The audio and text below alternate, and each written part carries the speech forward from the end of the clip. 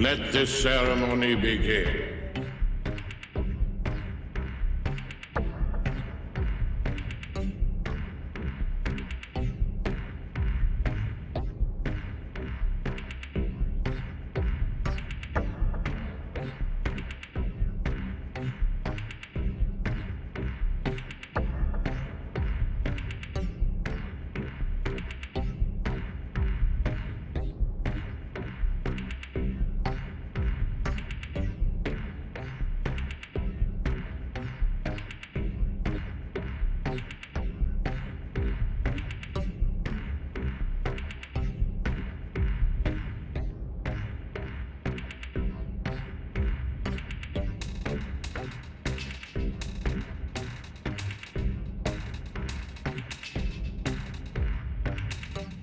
Seems to be accelerating with each hour.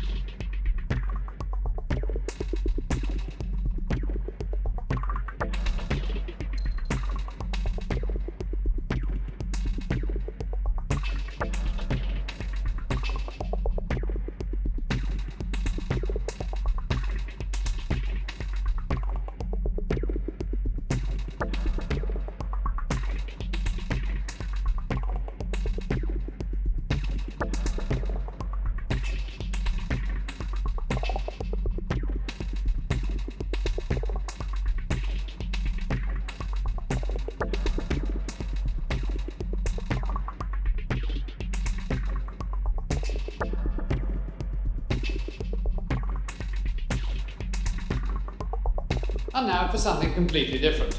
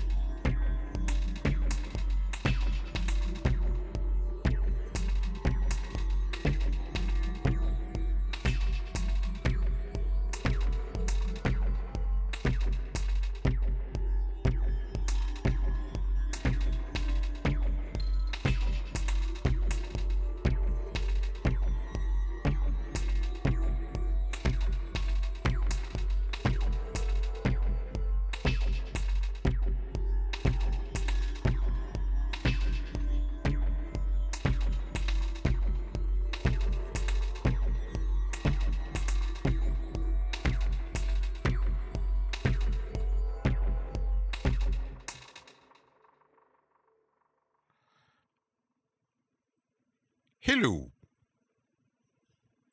The Albanian Syndicate and DL is here. Hi. Hello.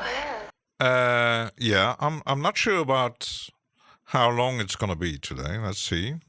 I was working on something and changed a bit of my setup, and I got a new tool. For the moment, it looks like a bit empty at the bottom. Hope you're all doing well. I was doing some preparation this morning already while watching Myop. I can't remember his name. Meoptic Mycelium, something like that. I had the idea, as I made my track templates, I thought,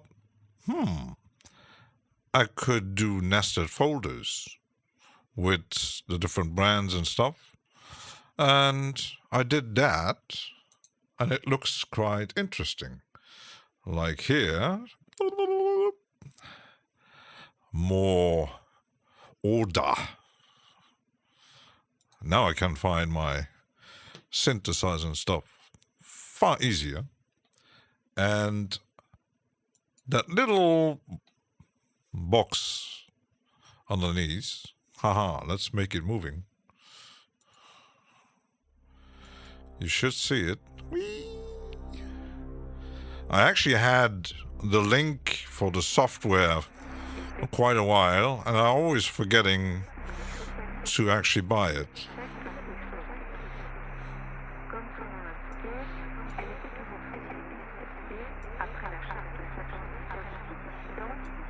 Millimeters. Whee! It's going to be ambient-ish today.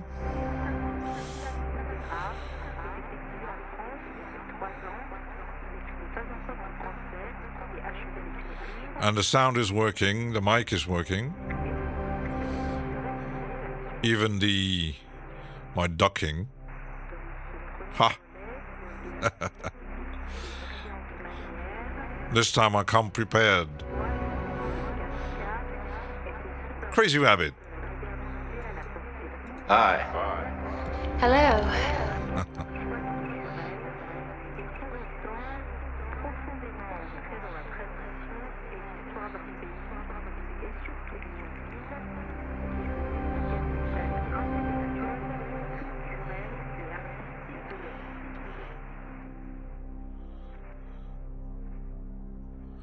I added some effects on the vocals. Milo is outside. Smash the light.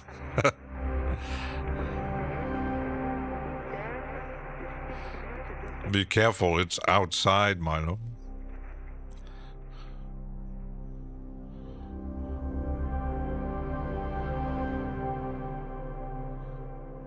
And what good is,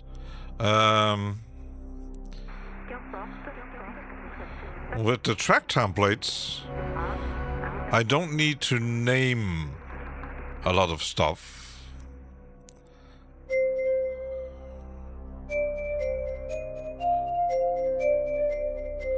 As it's already named.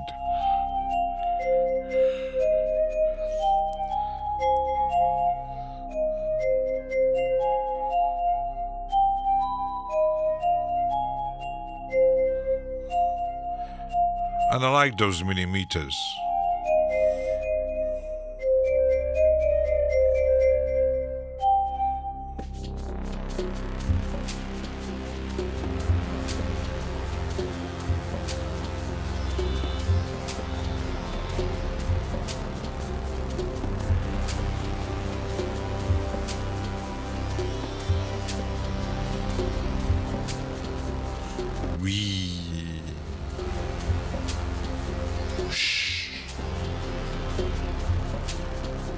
It's fluffy today.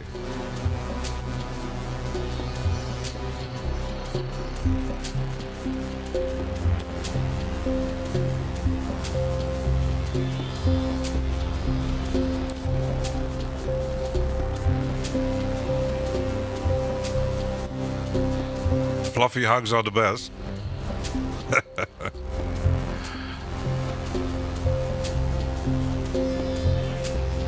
The only thing that bothers me a bit, used for the percussion, the workstation from UVI,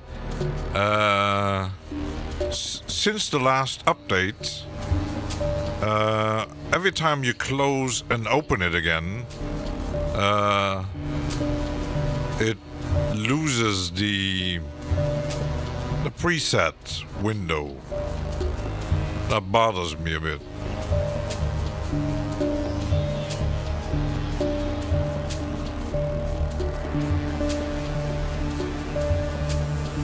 like this. I'll have to check if there's an option here.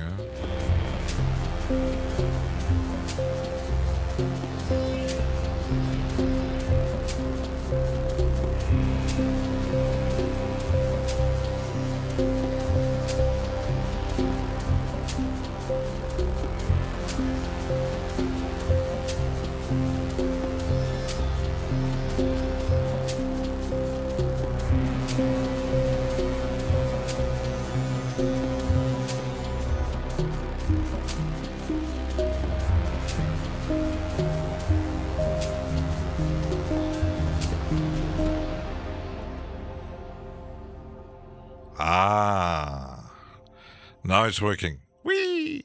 I was able to sample the Davi now and have some fun. The single comes out April 22nd. Ooh. That is going to be either surprise fun or... So it was this option here. So that's good to know. Okay. So that should be working. Oops, where was it?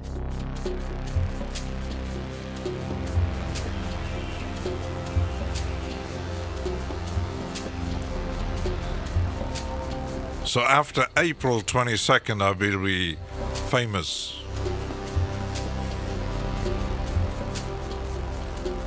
I hope so.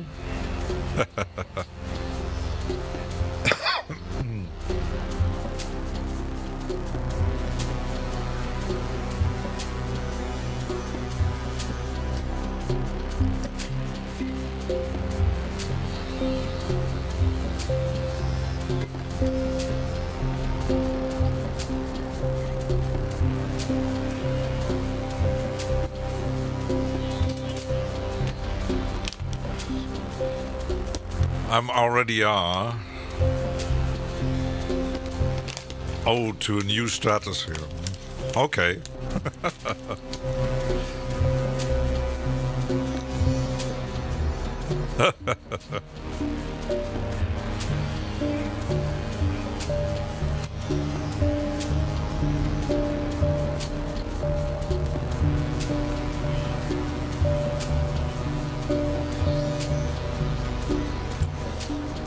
I'm doing a Jervis. I have cookies. Now I need a cat.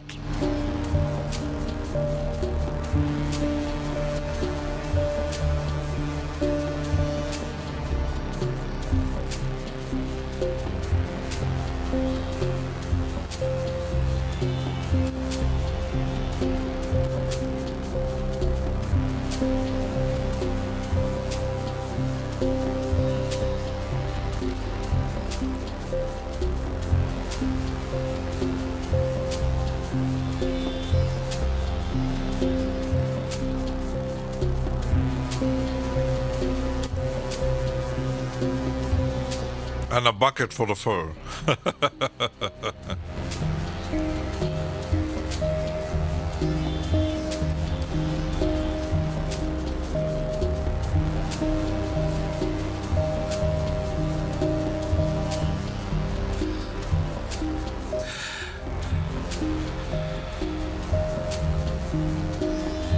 Hi. Hello. Gil. He appears. How many years have you produced music? Just curious. I started with a bit more than 3 years. It's been 3 years that I'm actually on YouTube streaming. Let me just check because I'm not sure. When was my onto live content live? I did a bit before. I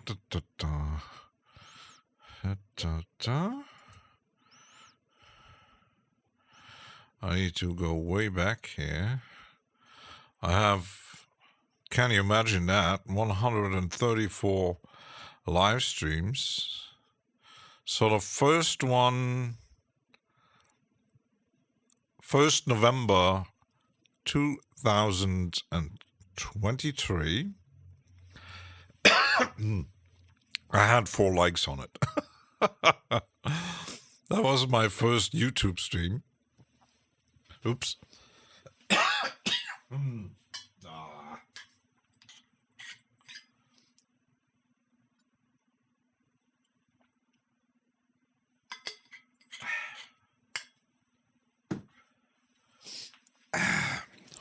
Water.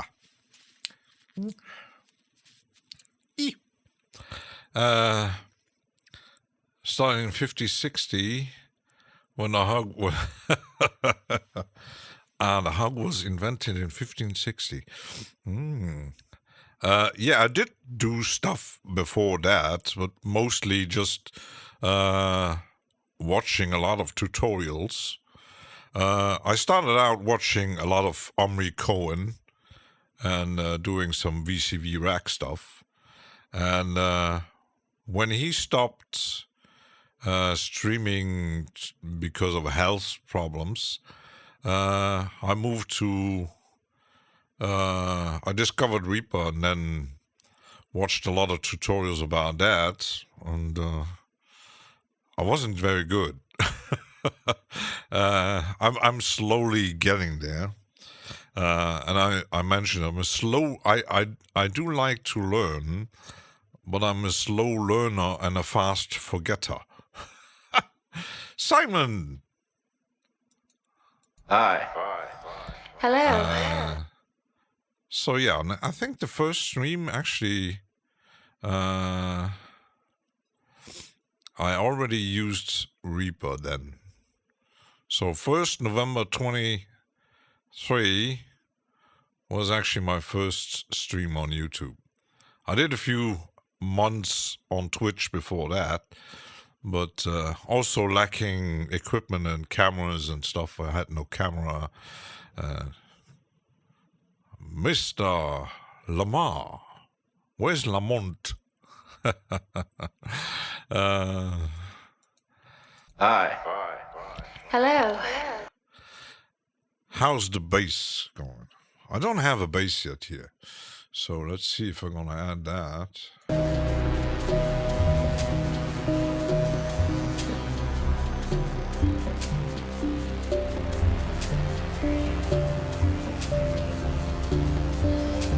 Yeah, it's also because financially it takes a while to get all the equipment and then upgrading equipment, changing microphones.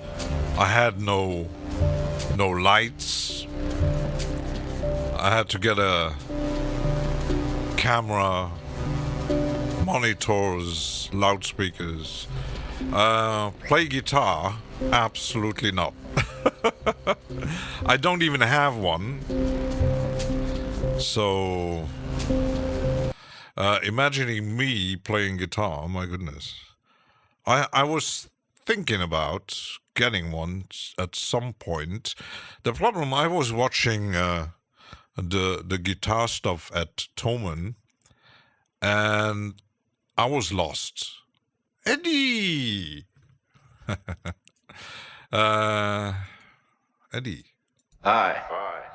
Hello. Yeah, I was looking at the guitars and then I was saying, what kind of guitar would you get?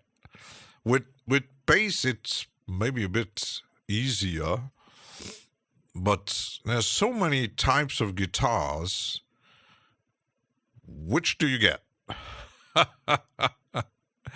Get a bass? Yeah. Oh my goodness, bass.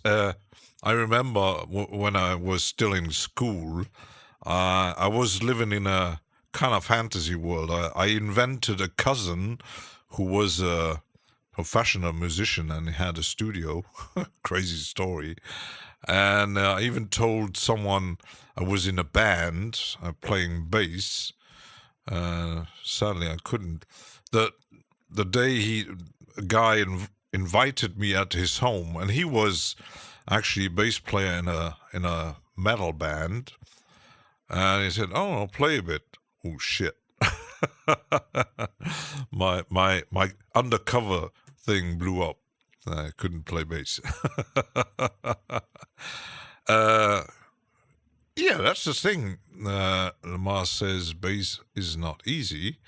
When you look at bass players, from the simple ones to the bass players are always a bit underrated, because it might be because you hear them, depending on the music, you hear them less than, for example, if you hear soul, funk, R&B, you hear the bass a lot. When you go to metal, depending on which band, you might hear it a bit more than others. Prog rock, yeah, you definitely hear the bass. But the bass players are underrated. Like, I always admired John Entwistle from The Who. We supply the groove. And mentioning it, I recently seen a video doing kind of 10 best, how is it called, groove sections of a band. 10 of the best. You had the bass player from Led Zeppelin and the drummer. They always compared drums and bass. And there was Led Zeppelin. Who else? Can't remember everything. Definitely Rush. The Police, I think, was in the top 10, and Queen, I think, too. Not sure. Tina Wayne was one of my favorite bass players. I think I heard that name. But I'm one of the bass players I liked a lot is the guy from Level 42. A bit of it was a funk pop band who had success in the 80s. They're still active, but I've seen them live. Was in 86, 87, something like that. They played in our country.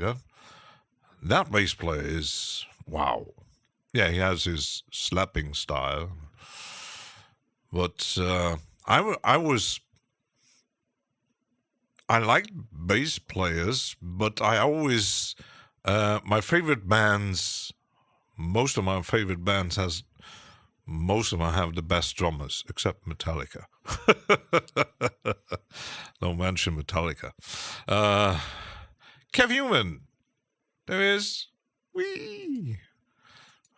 Hi. Hello. I have a strange taste in music now. I listen to HF radio. Meteor radio echoes from Minneapolis. Oh my goodness. What the heck is that, Eddie? So yeah, but taste changes. I clearly remember the first time a friend of mine, he was coming visit me at home, and we always listened to records, and he brought Carrots of Steel from Rush, and I put it on. I said, yeah, music is pretty cool. And then I heard the singer. I said, oh my goodness, what the heck? What the heck is that? It was really hard to get into. Standing hard, Jericho was the most pretty iconic.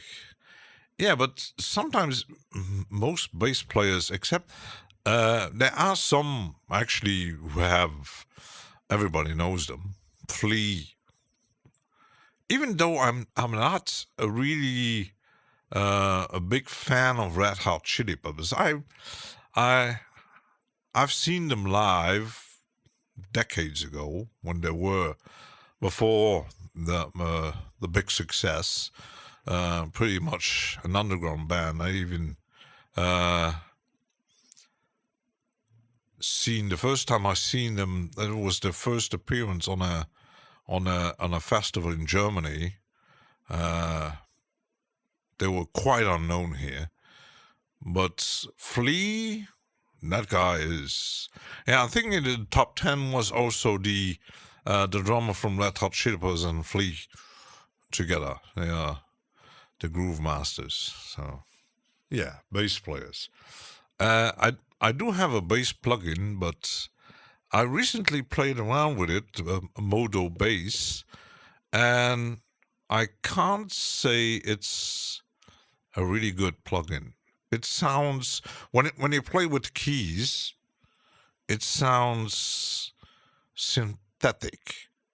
When you use the built-in grooves, the MIDI notes, kind of okay, but yeah, Aston Barrett of Bob Marley. Yeah, see, that's a name I know, Bob Marley, but yeah, I was never really. Some names I remember, but best bass line ever, Leonard Skinner, Simple Man.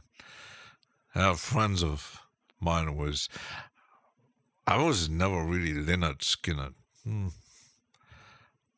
I was never into much of the Southern American stuff, like a bit of ZZ Top. Leonard Skinner wasn't really, or Mountain, or Molly Hatchet. I was, the first time I heard about Molly Hatchet, I bought a vinyl, and I liked the cover, because they had so crazy medieval Conan-like covers, and I thought it was a metal band. And I bought the record without listening to it. I got home, put it on the player, and I said, what the heck is that? The cover wasn't totally different than the music. I put the record in storage in it. So, first 10-20 seconds, and you know what I mean.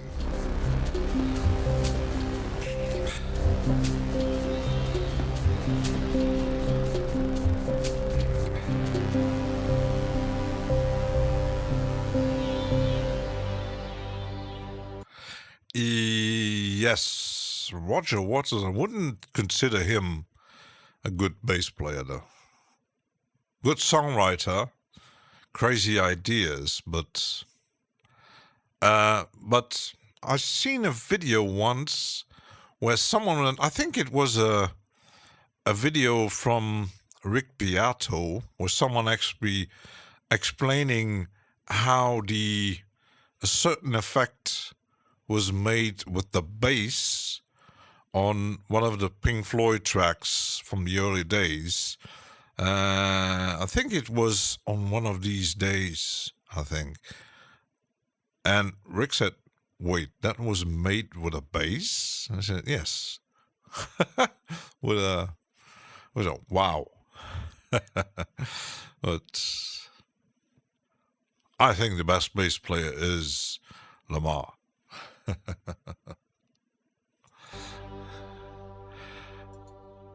There he is. Now I know that is Mr. Lamont. Hi. Hello. Now as I said, I'm a slow learner. I'm not like Andy who actually remembers all the names. Talking on rock, you remind me of Billy Sheehan. Nah, that name sounds familiar.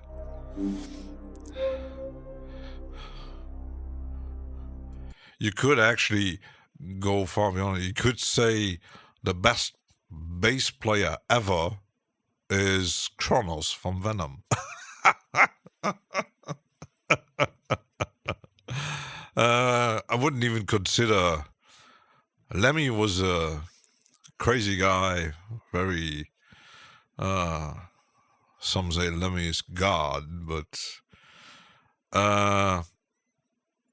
yeah. He played for David Lee Roth. Lamar gets my vote too. Yeah, but even the new guy from Metallica is he's pretty wild. I can't say about Jason Newsted because you couldn't hear him. Poor guy.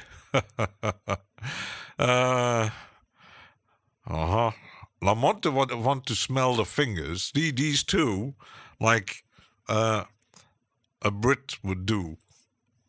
Yeah, smell.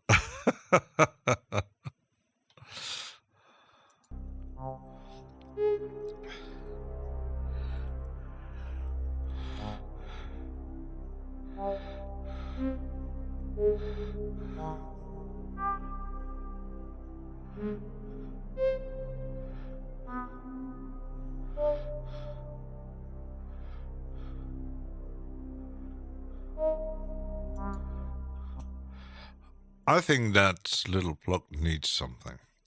Going to. I could use the because I got a new pretty cool delay. I love delays. I don't know why, but some like reverb. I like delays. So,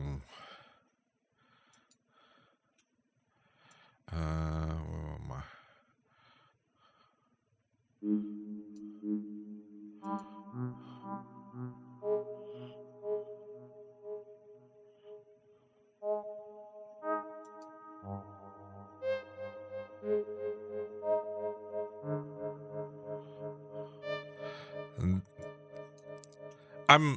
Kev Human must know.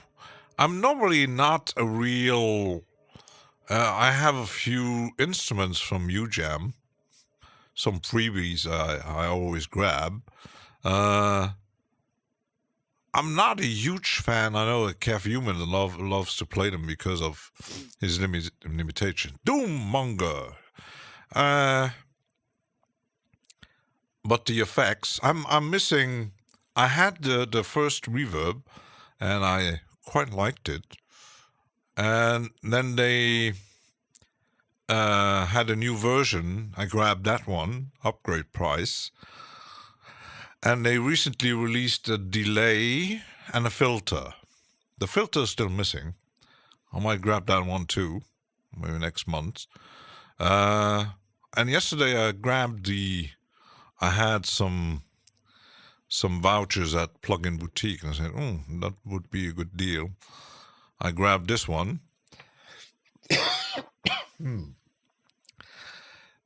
So, yeah, UFX delay. It sounds pretty crazy, and it also depending on you would think the presets look pretty simple, but I actually had, because when you engage the filter here, you can add much more interesting stuff to a delay. So Doom didn't get the high. Wait. Hi. Hello. So I might sound better with delay, I think. Start to track. I used to play money. Aha, Simon is preparing something.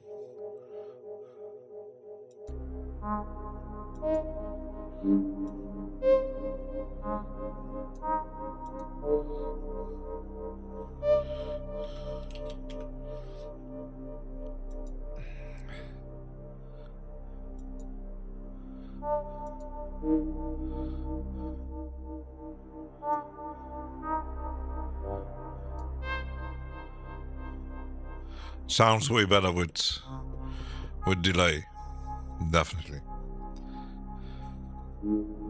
I need a.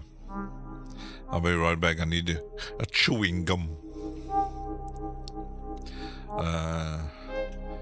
I could.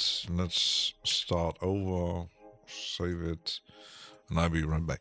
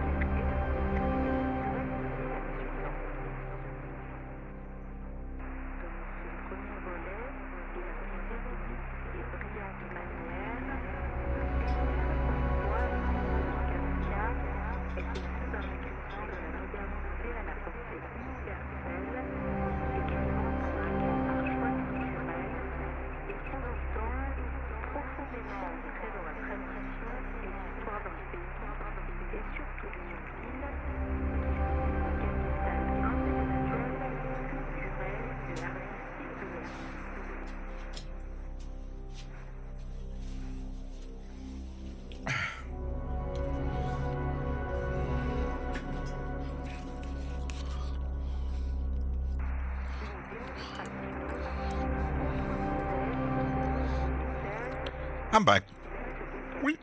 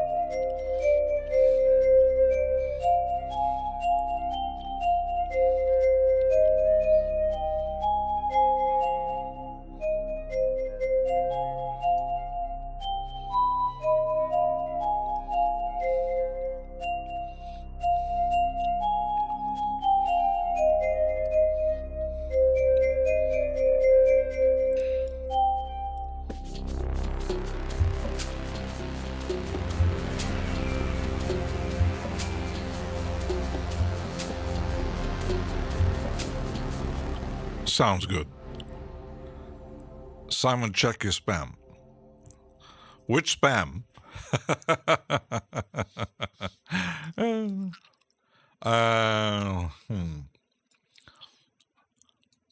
I want something constantly bassy.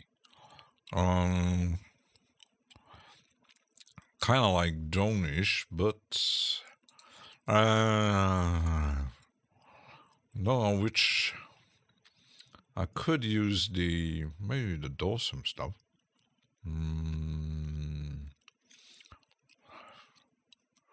Maybe the Abyss. Da Vinci Girl has a work break. No.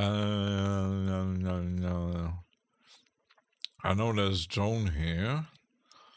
But parts and posts.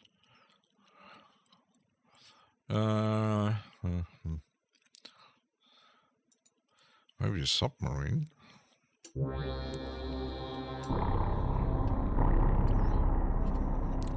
Not really.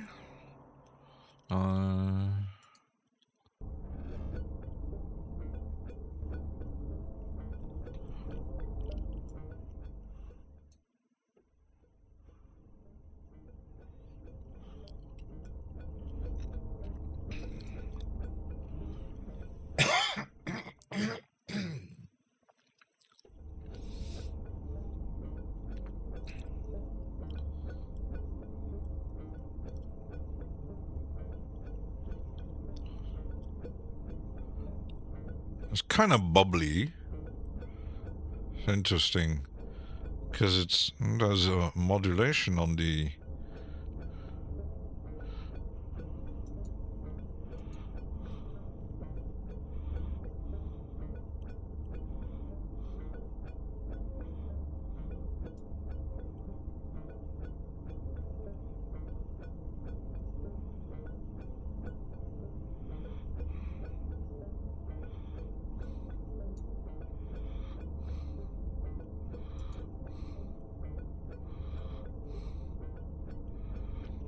The only downside I don't like about the Dawson stuff is you never really know where actually, I think it's...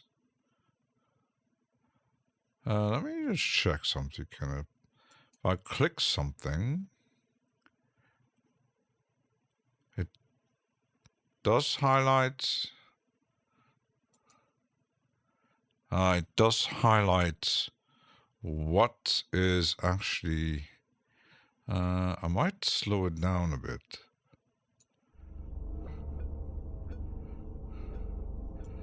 Tiny itsy bit.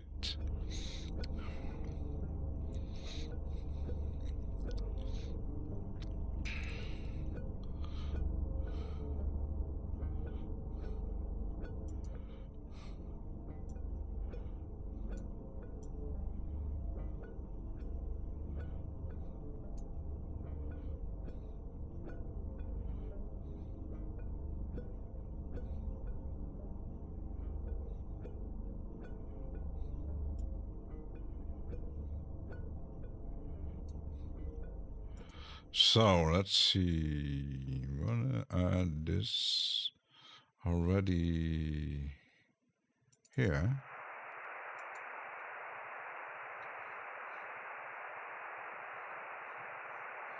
That's my noise. Key snap.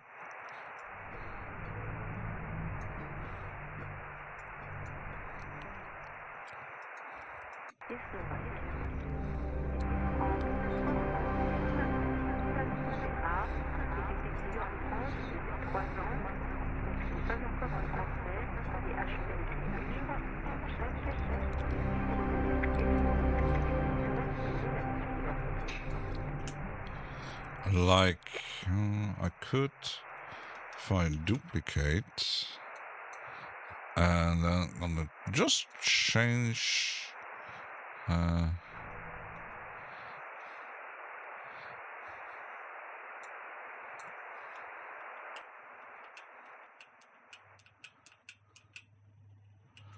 so like a constant drony base somewhere. Awesome as a pad beast. Yes, I actually recently discovered that you can load your own samples, like the resynthesis in Cyclop and the other one. Since the first, they aren't cheap, but none of the traction stuff is, and Awesome is. So I'm always waiting on a deal. Synplant. I've seen it. Oh, Mr. Orfingolb.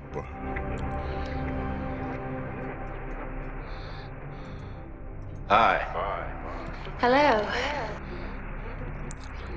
Let me just check. Oh, I got a drony sound. Synplant isn't cheap. I know that I've seen... oh, yeah. It's 149. I've seen Ben Jordan using it and others. It's a bit... unpredictable kind of thing. So, yeah, and the price isn't really... I don't even have anything else from from that brand. Got the Sin Plant.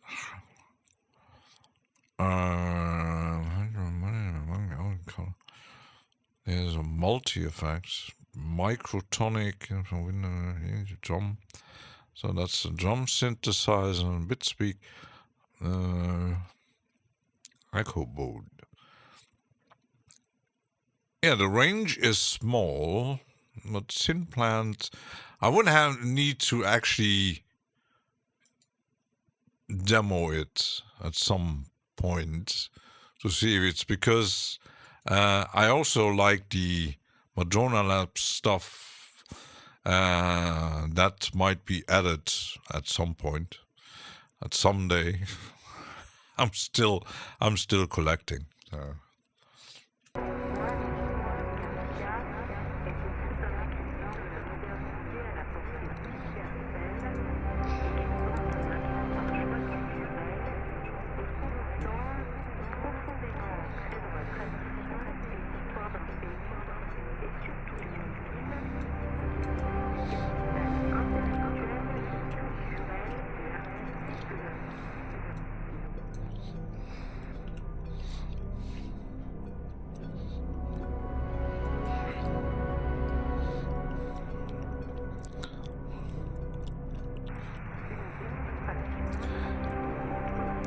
Did I actually save the site from Sonic Charge? No, I didn't. Why didn't I do that?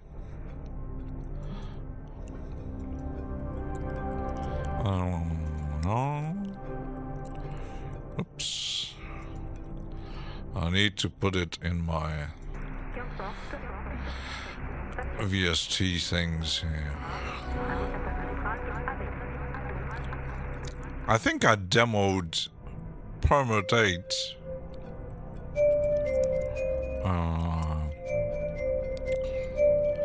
And I thought I had that one, but I think I didn't. Sonic Charge. No. I thought I had it, but no. It's a must-have for all producers, if you ask me. Yeah, it's always depending on what you're actually doing, or if you're really going to be. Because today, the idea came from, I was watching the last video from Venus Theory, where he was explaining that in recent years, melody was disappearing somewhere. Matthew! I really need to live stream. I hope you do. The man who got a...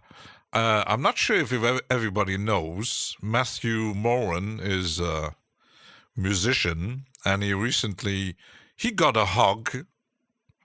He got a hug from the Huggmonster, a virtual one, but he got a real one from Joan Baez, the lady. Yes, that one. How are you doing, Matthew? So you want to live stream? That's interesting. That is interesting. You might check the twins here, Tosto and Lamar and Lamont. They're doing live stream every day. They're crazy. Good coffee and go on a set list for gig at 26th. Oh, that's good. That's on, when is that? Oh, it's Saturday. I hope you're going to have fun. Oops, where was I?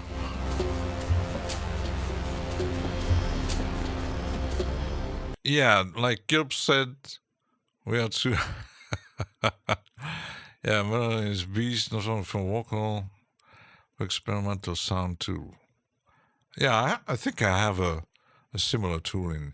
But I was saying, with certain like recently I've seen is actually the first video where actually someone was really explaining how Crusher X is working. And if I would have the money, I would buy it, but it's almost $400 for a granular effect play or something. You don't even know what it is. I know it's granular. I actually installed a demo once just to see how it works. It almost blew my CPU, so strong it is. Oh, Marilyn! But yeah, the price... But Andrea Chrome, or something the name is, he made a video about Crusher X. And he said, yes, it's pricey, but it has so much power. The problem is you might need a really, really powerful machine to use it, because especially with granular and grains, it has so much options to modulate and stuff. It's totally crazy. I paid for the East West Sound subscription. Play when it is. Yes, I demoed the East West stuff once. It's really good, but it's not made for me. It's too orchestral. The only thing that was actually included was one of the modules for the ambient stuff. The rest, and you can get lost in the MIDI editing. That might be something for people who really like orchestral stuff. I'm not that, but East West is very nice. Very nice.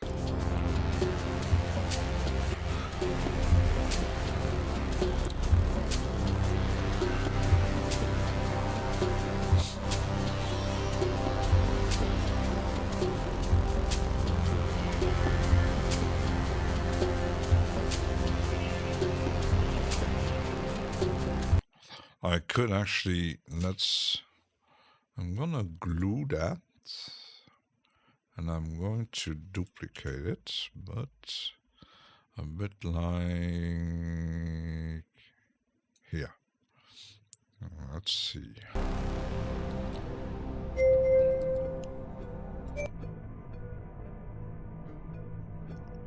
Yeah, it has a bubbly background here.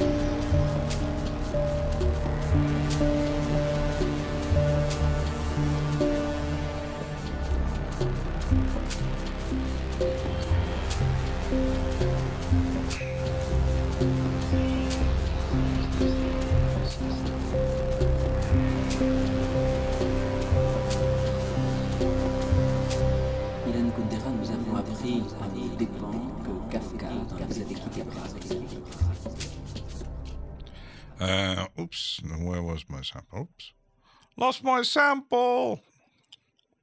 I'm gonna put it on here.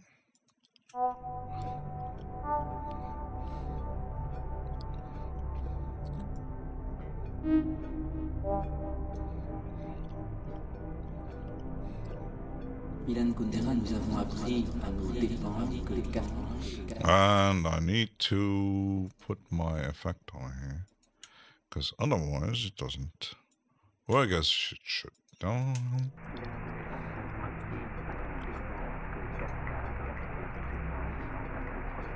That sounds better.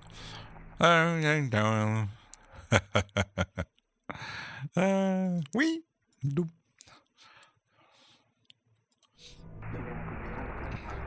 The thing with the samples, one of my biggest influences was the way, especially, I think the idea came from Roger Waters, to add recordings from all over the place, to put it in context with the music, back then in Pink Floyd. And I always liked that. It gave especially for their music, something more, I wouldn't say, a bit more interesting. And I always liked when some of the ambient guys and girls adding some spoken word and stuff like that to the music, that makes it a bit more like if you would listen to the music outside somewhere and you hear someone talking or a radio around there somewhere, and I add effects to avoid copyright things. You can't really hear what they're saying, so I'm avoiding copyright strikes.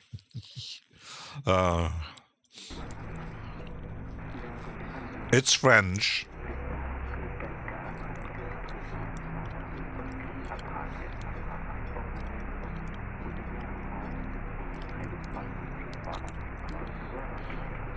It's about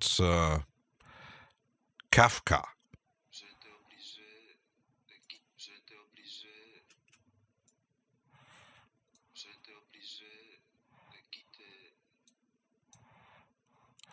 Maybe we're gonna do a bit longer.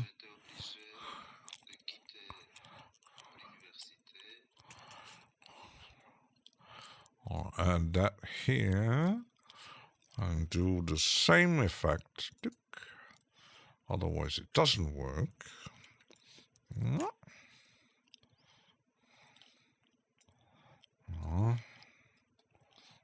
Don't need that. Don't.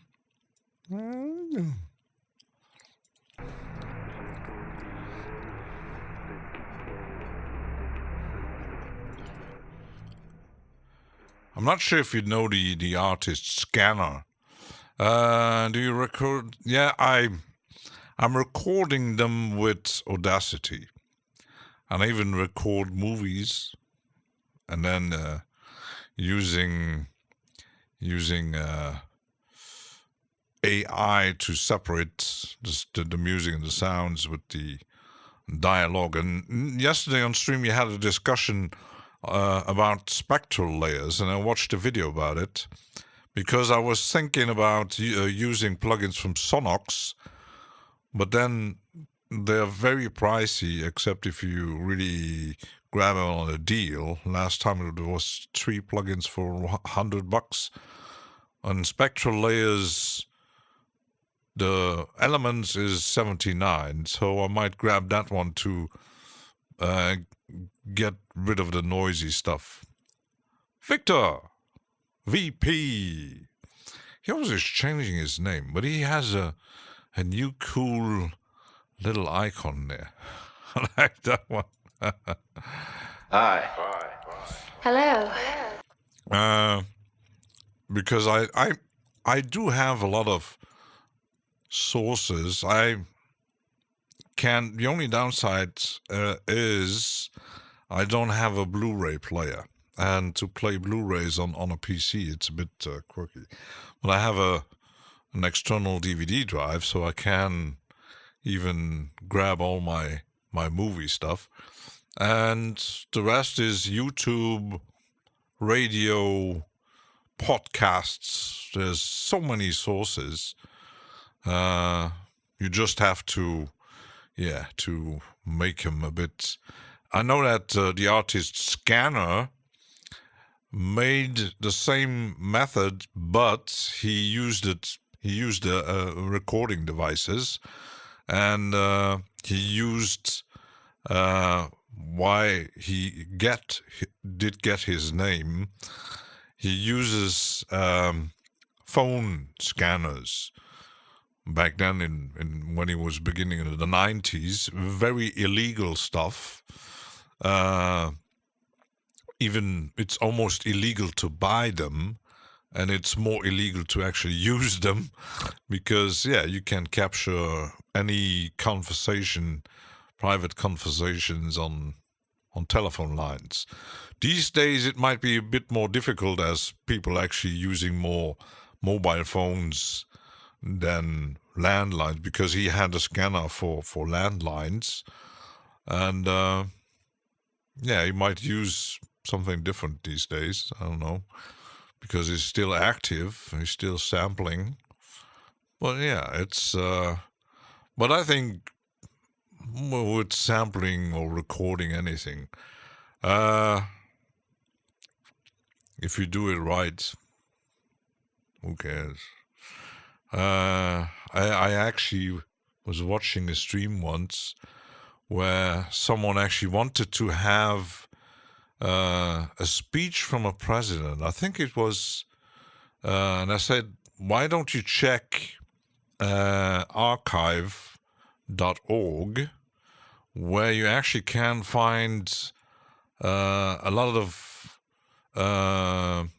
speeches from presidents and politicians and all kinds of stuff, quite often in the open domain, or you just record it. You just hit loopback recording and poof.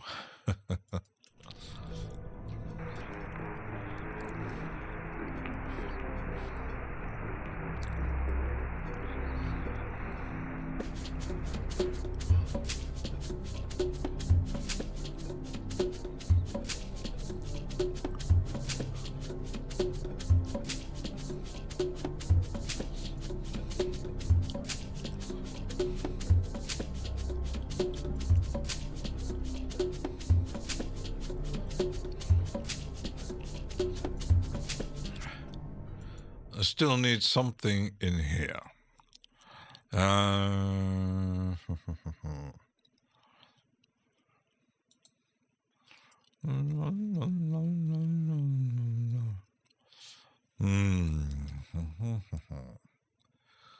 Don't.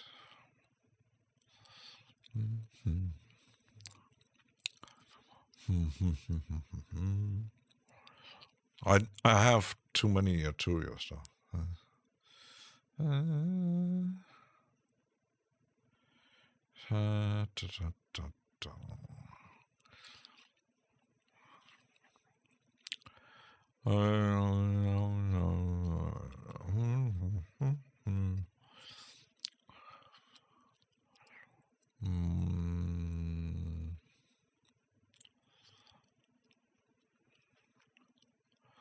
I'll dispel those. I might.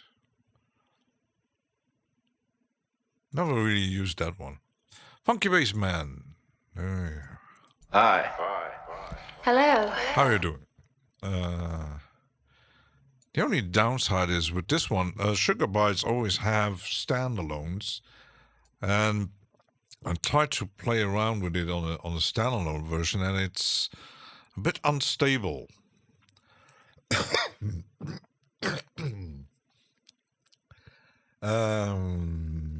Maybe something percussive.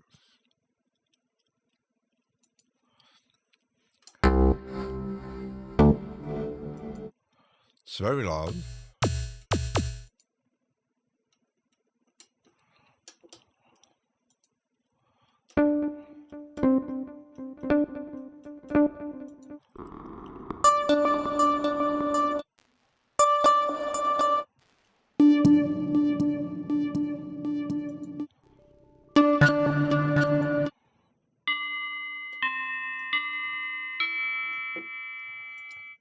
Christmas light.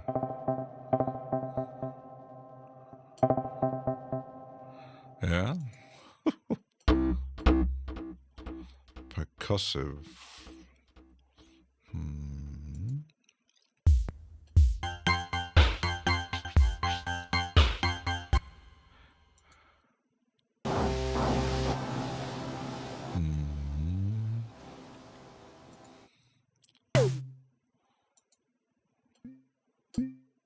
It's called heavy kick.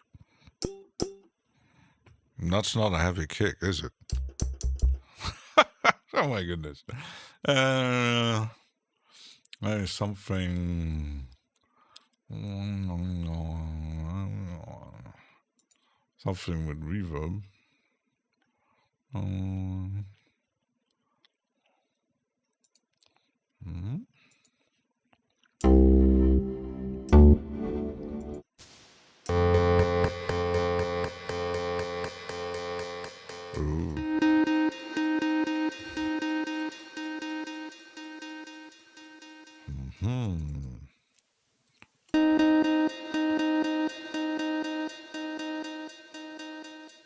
It just needs, might get the volume down a bit.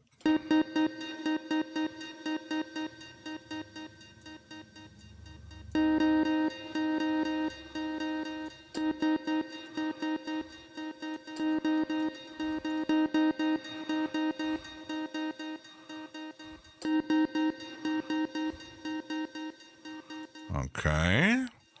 Having a break from rebuilding my templates, upgrading contact version can be... Oh my goodness, that's why I don't use it. I know that, yeah, contact is... I had a free version and I even had other native instrument stuff, and I'm not really a fan of the whole company.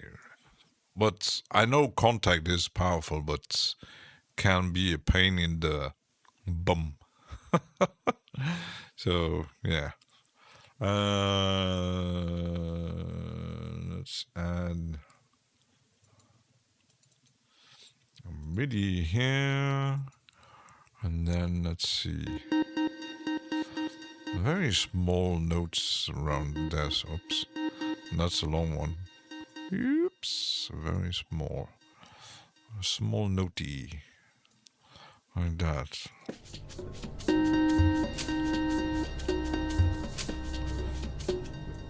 And let's duplicate that. So I got notes. Notes, notes, notes, notes. Repeating itself like that.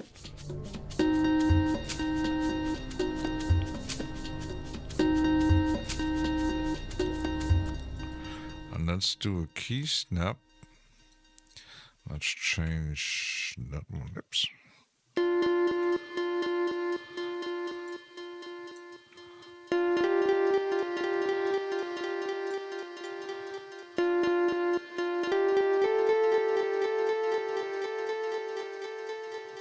And change that one.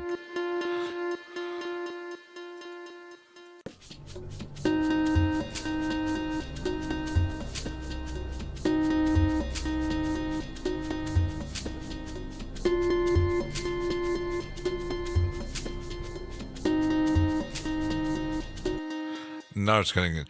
I know that especially if you using multi-out, depending on which DAW you're using with contact. I know that someone on Mike's Discord, he uses quite a lot of contact stuff and multiple outputs and templates, and so it's really painful to set up. So I understand. Well, that's like every multiple output plugin can be sometimes a pain in the ass to set up. Because that's a bit the downside. I mentioned it once. Sample Science, who made these sample-based instruments, the core of the program he uses, they all have 32 outputs. But all the plugins are not multi-out. So it can happen, and it happened to me once. I was dragging, I think it's the first I actually bought from him, was a kind of 808-ish drum machine. And I thought, oh, there's multi-output. That would be interesting. And I dragged it out in Reaper, and it recognized it. It said, do you want multiple tracks? I said, yes. And once I said yes, Reaper crashed. Because, yeah, even though the plugin says 32 outputs, it doesn't have the 32 outputs. There's no mixer, there's nothing. So, yeah. And I know the same Bitwig handles multi-output even more difficult, because you have to, dragging, it doesn't recognize, you have to go in the plugin and say, oh my goodness, I hope I'm not getting a fucking cold here.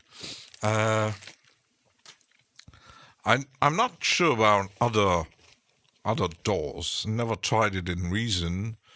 I know how it works in Bitwig and in Reaper. In Renoise, I don't even want to try it. But yeah, multi-outputs, especially in Contact, can be, especially if you actually sending different MIDI channels. Oh my goodness. I know that you can do that with Falcon. Matthew's gonna get the dog out. Cheers, Matthew. Thanks for joining. And good luck with the gig. So if you're in the California area, check out Matthew. He has a YouTube channel.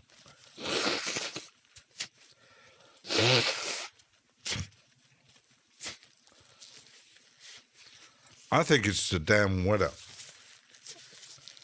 Last week we got nice, hot, sunny weather. And this week it's not cold, but it's windy and wet. And yeah, you can grab a... If you don't pay attention, you might get a cold. I hope not, but... So let's save it, take a short break, and I'll be right back.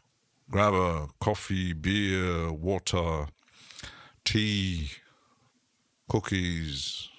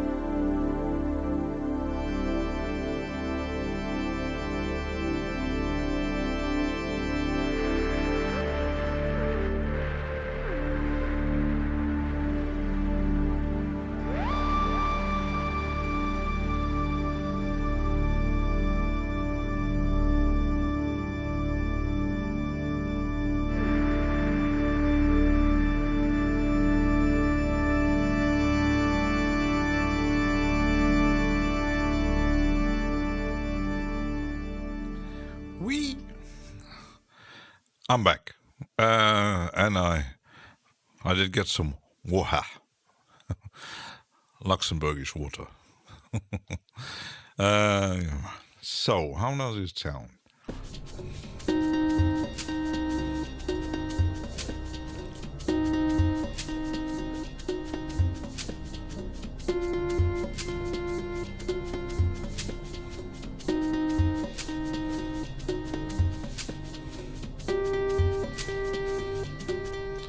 Yes, it sounds good. And if I duplicate it a bit, oops,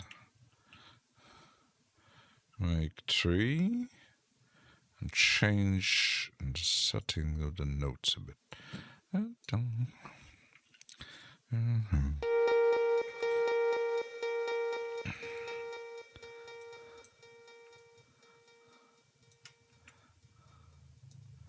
Something like that. And like this. Should work.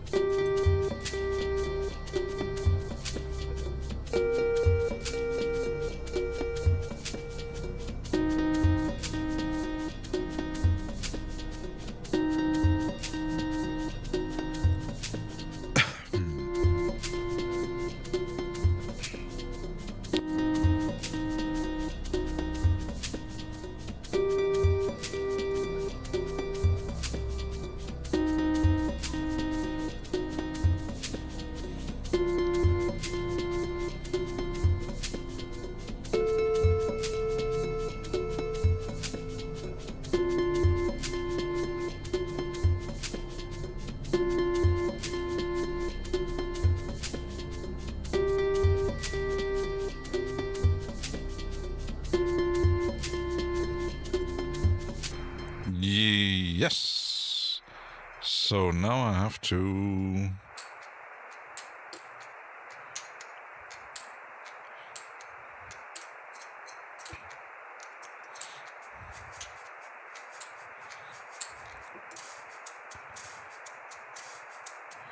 it's very subtle. I need to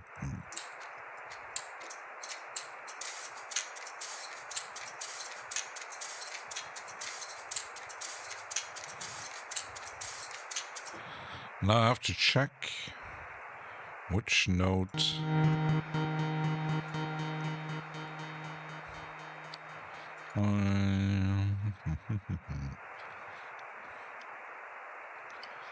I'm going to add here.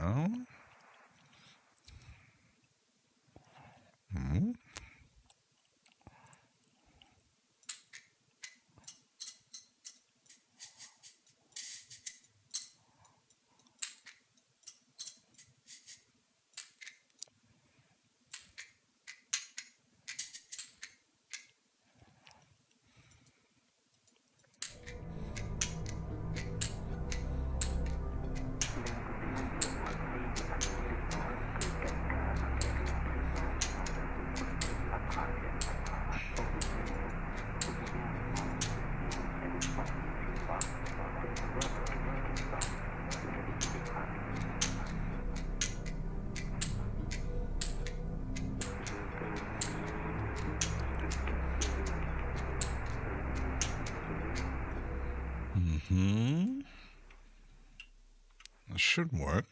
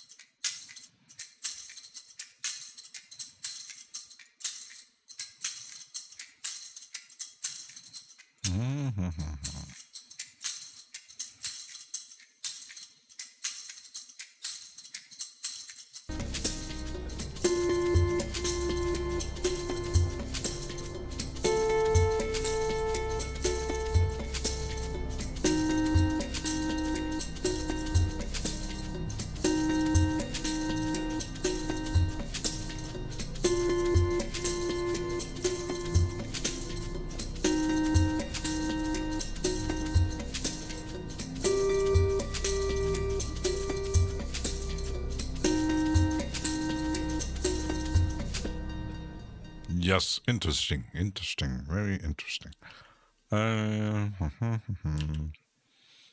Let's save this, and I don't think I'm going to add more. That would be a bit overkill. So let's save it. Let's start rendering here.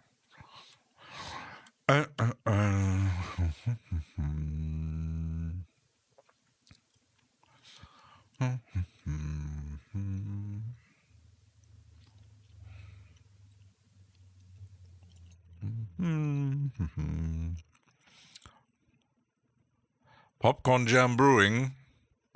It's a bit long.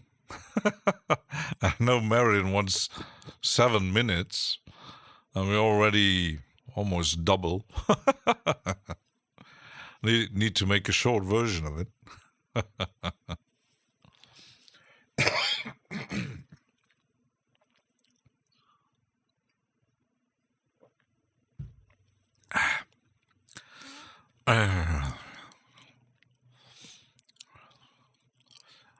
I'm going to make a single edit, like a pop single duration, like 3 minutes.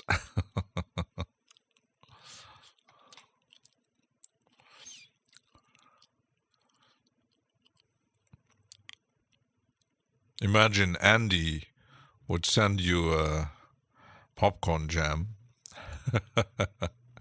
Andy would at least 20 minutes.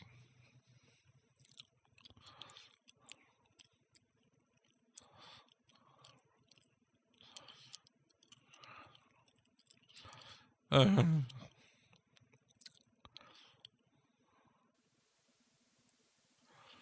I got this. I don't know why it's always put it in on record.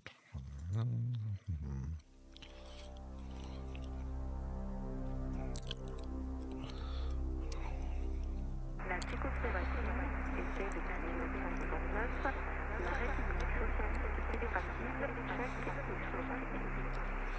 Comme son nom l'indiquait, elle était toujours socialiste et, après la charte de 78 de l'Occident, on était encore à un peu plus de 10 ans de la révolution de l'Amour et à un peu plus encore du divorce d'Amour entre Tchèques et Slovaques.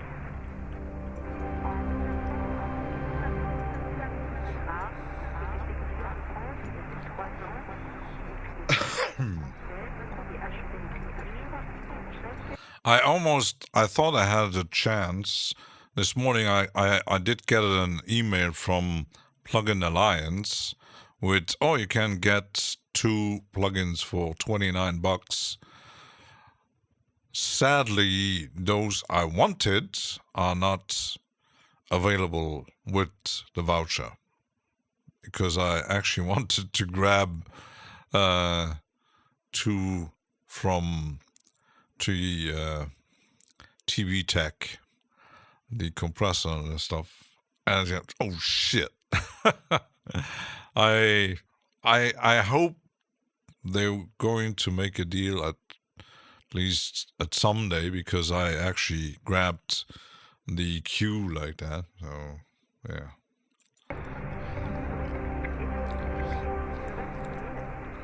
Let's start. Oh, I got this one. Let's actually render.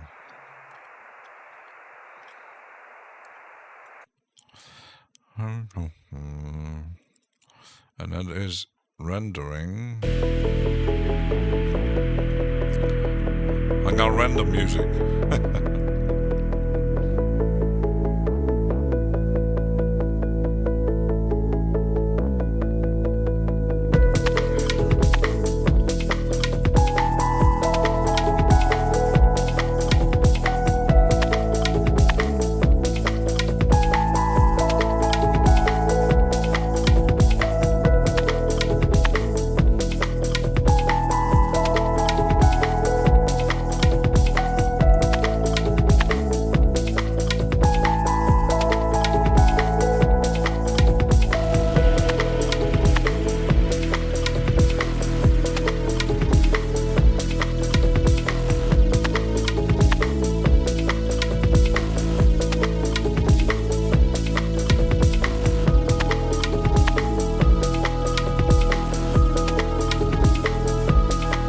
Everybody needs random music.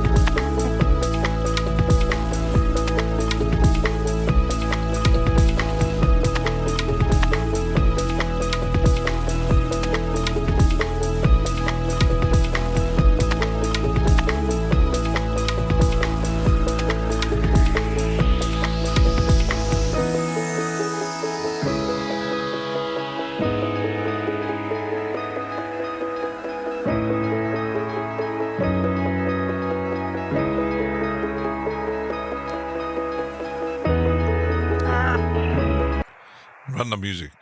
Carbon vibes. Oh, wait. Hi. Hello. So I got this. And I got this. Might today just use the same EQ everywhere.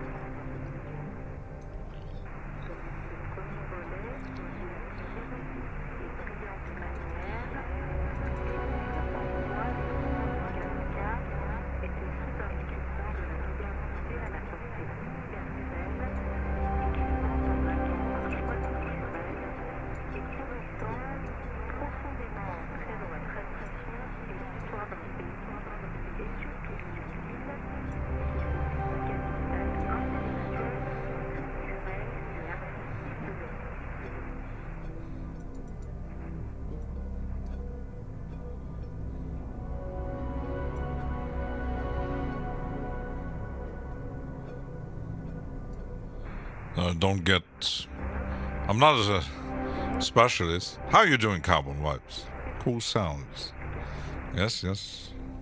It's ambient-ish today.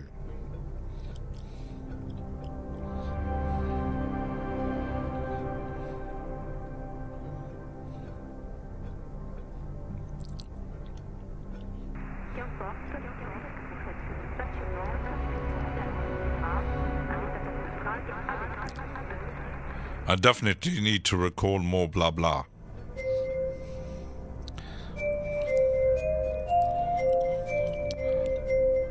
I actually wanted to change.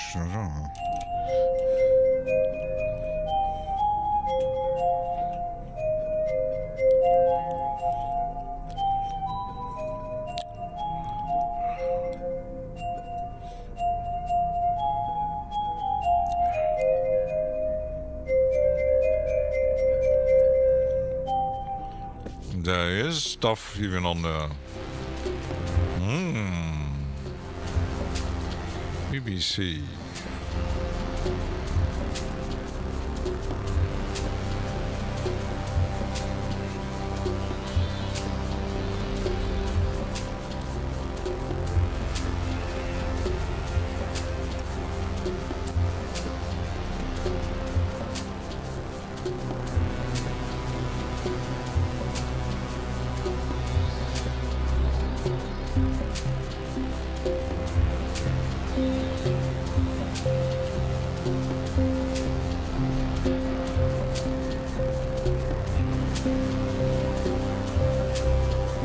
Actually, me too. And what makes it, because when you go into the rabbit hole to stick with a specific, more, especially in the electronic music, more clubby sounds, you kind of get limited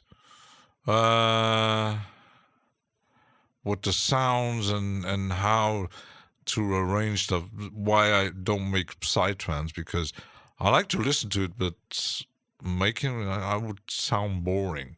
I'm good. I'm still got the feeling I'm catching a cold, but I'm preventing doing drinking because I got my cough again. I hope it's getting away because I'm at home vacation. I didn't go out today, but I have to go out tomorrow. Let me just check something because I ordered something on Amazon, but it arrives at work. It is there. That's good. I'm just checking something. My coworker. Oh, she didn't send anything, so that's good. Else I'm fine.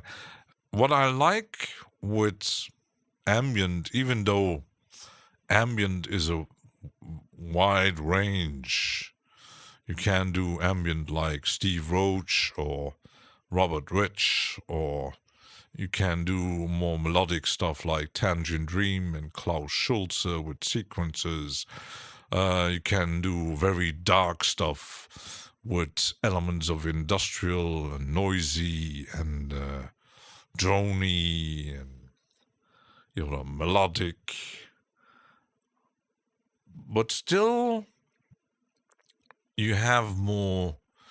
How can I describe that? You're less limited. You can do all kinds of stuff in combination. You can add rhythm or no rhythm. You can add drones and a bit of melodic stuff, a piano here, or totally just with piano, and you can do whatever you want. It's almost without really a lot of limitations. So let me see, I got render this. This one doesn't need a lot of rendering.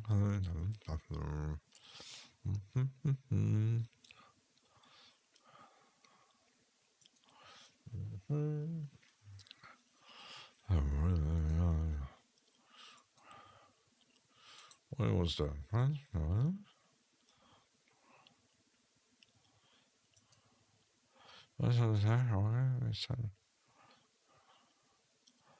Let's see. I'm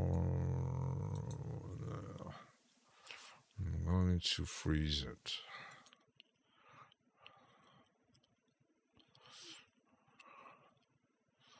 That may be more interesting.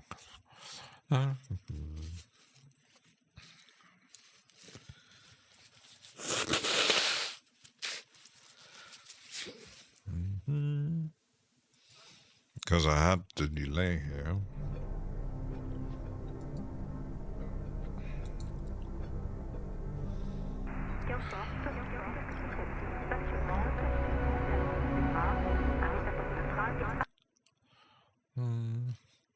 It should work. Yes, it does. Just a smally tracky.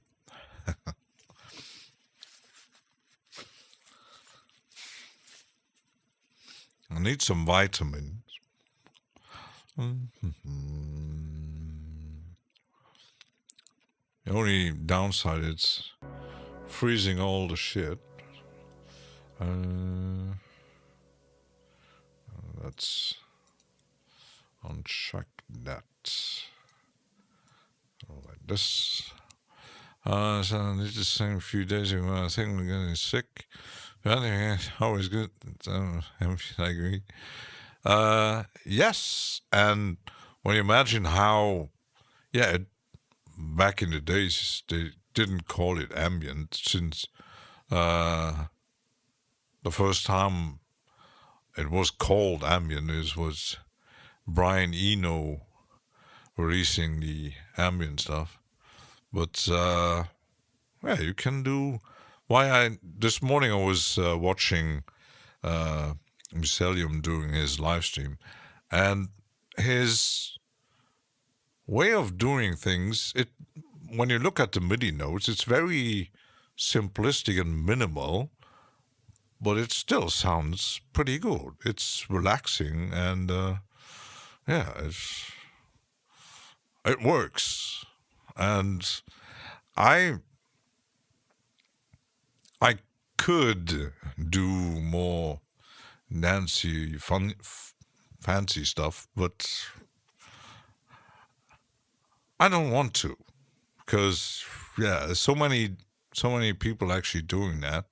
There are even people actually trying to imitate either a certain style or a certain track or a certain period of time or whatever, and I don't want that. I would just want to have a bit of fun and experimenting around.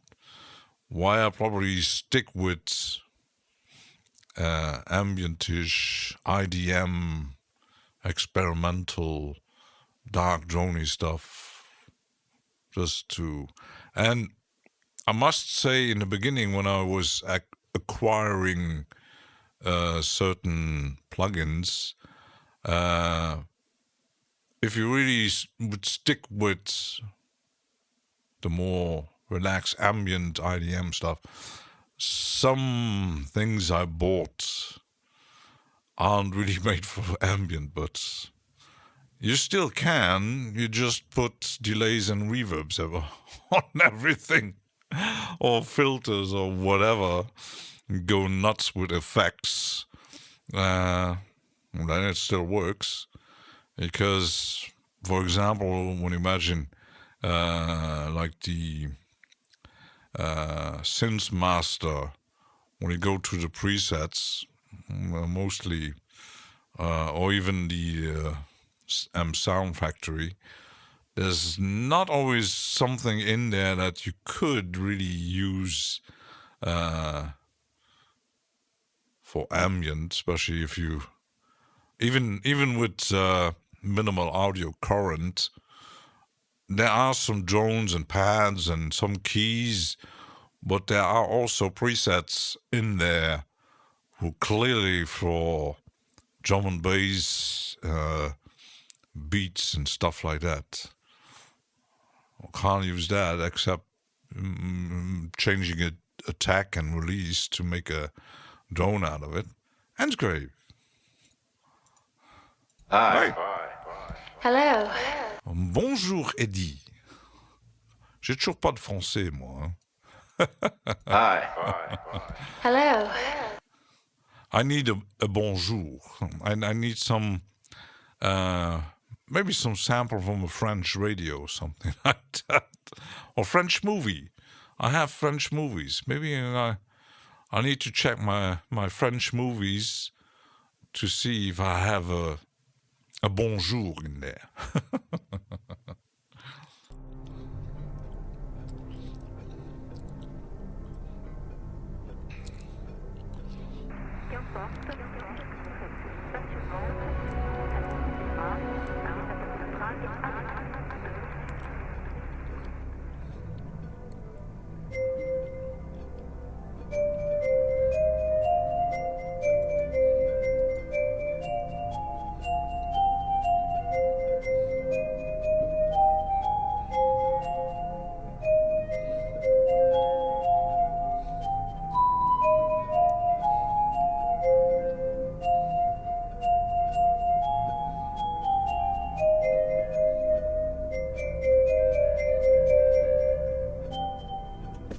Sounds good.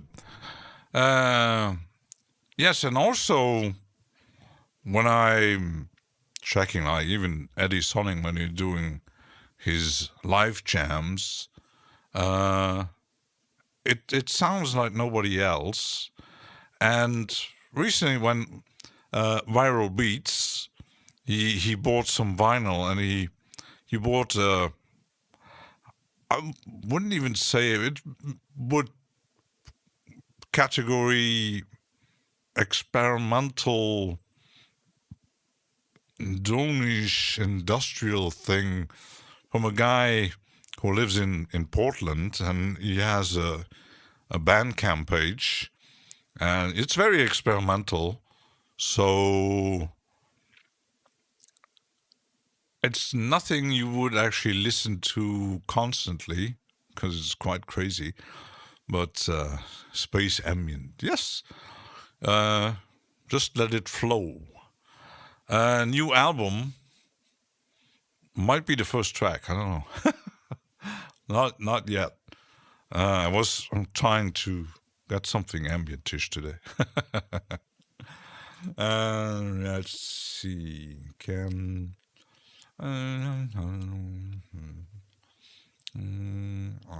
Let's just use the freeze because I like freeze.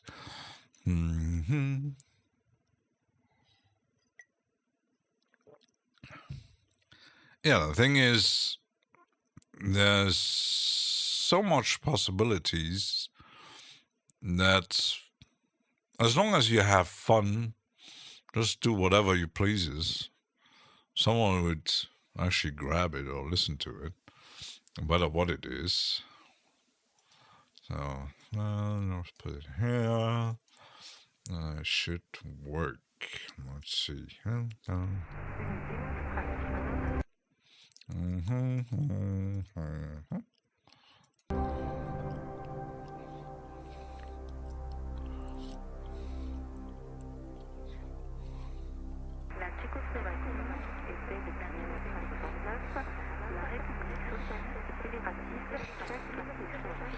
Let me just check. I might be getting rid of the deactivate.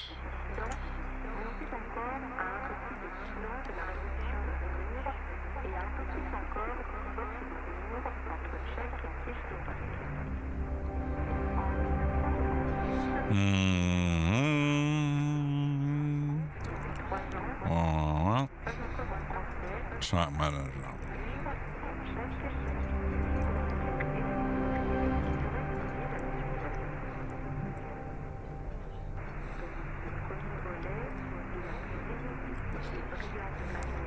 Can't prepare an album at the same time you make reboots. I'm a session.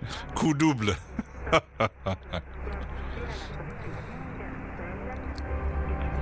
Yeah, the thing is,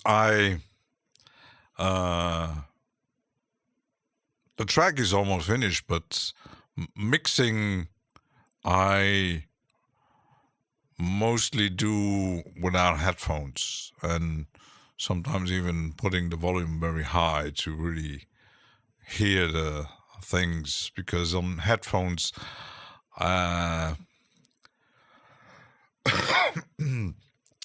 je fais pas confiance au casque. Half deaf. But the voices, it's français.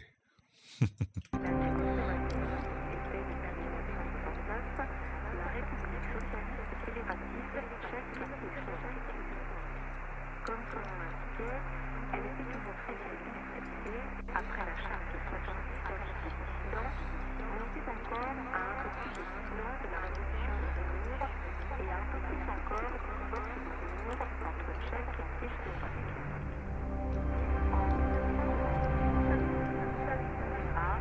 Était exilé en France depuis 3 ans, ne finit pas encore en français et achevait d'écrire en tchèque.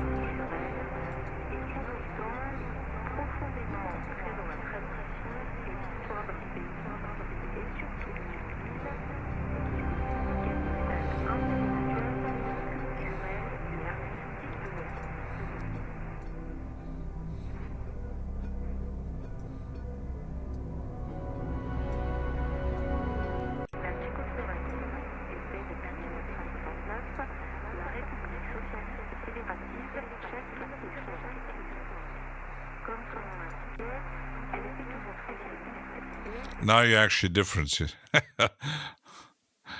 Là, tu entends, là. Mamzelle. La Tchécoslovaquie était depuis 1969 la République socialiste fédérative tchèque et slovaque.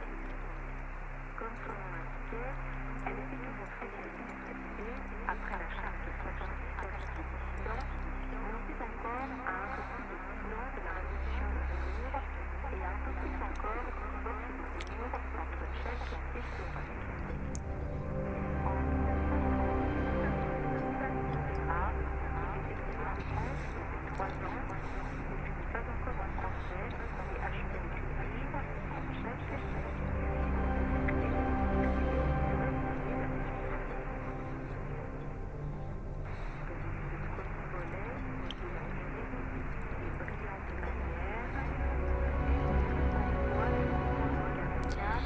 I be just no, let's see my where's my I'm gonna leave it running. Where's my now we go back.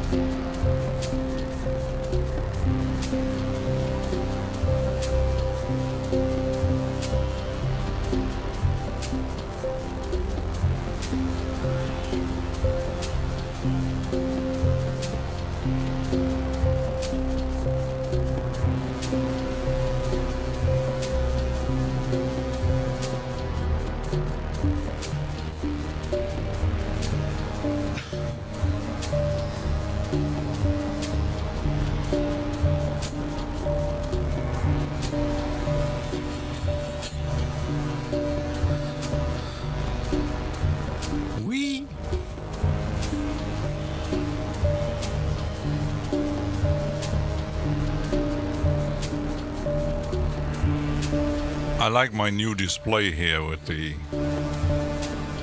mini meters. Very nice for streaming.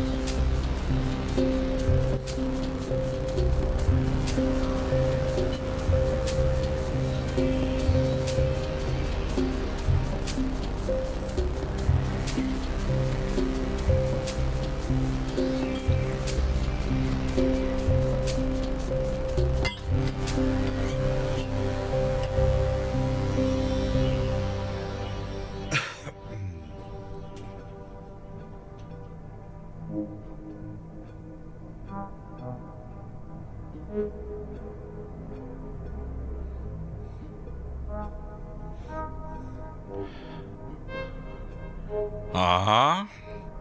Mr. Lamont likes this.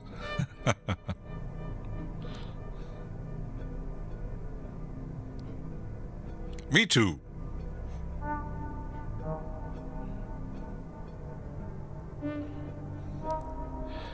I need a track name. Let me check my... Oh, where's my new chat?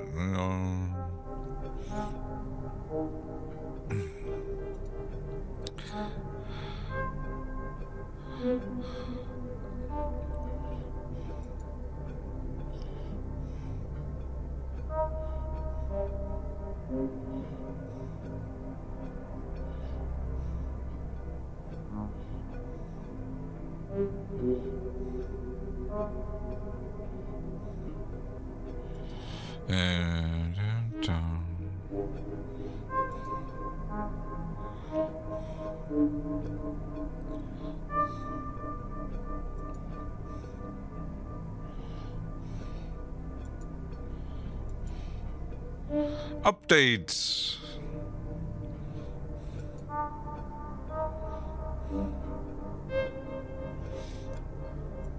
So where's my repo here?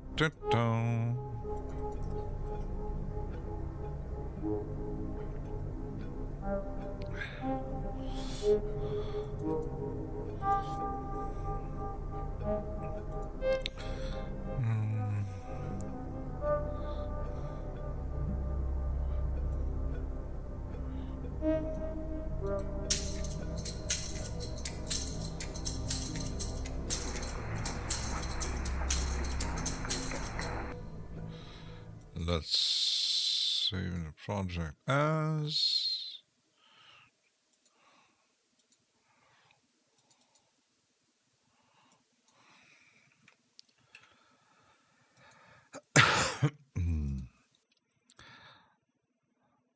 So now we know the title track.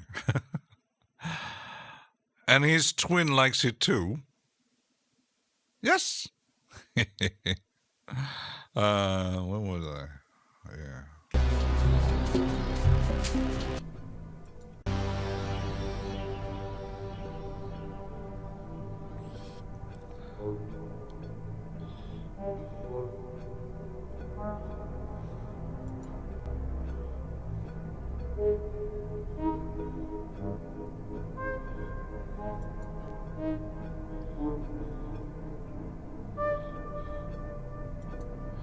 And like Ken, Mr. Spong would say, there's no compression yet on any track. No compression at all.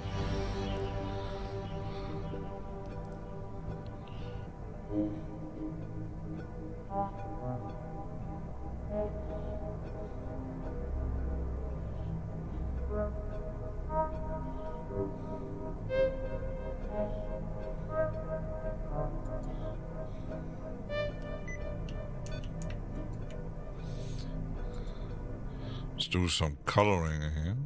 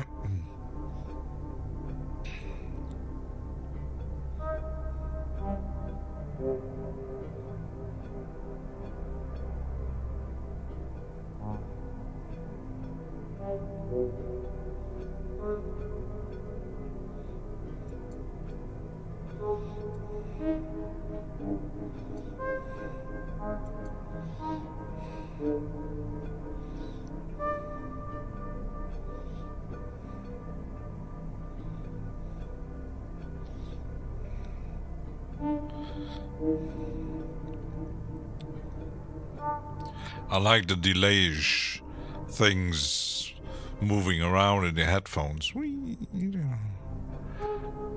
Biscuit! Hi. Hello.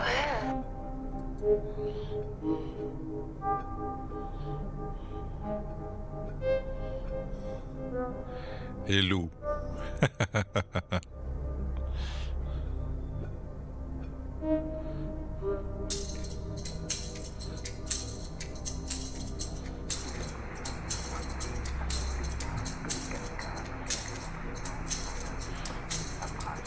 Cheers, Mars.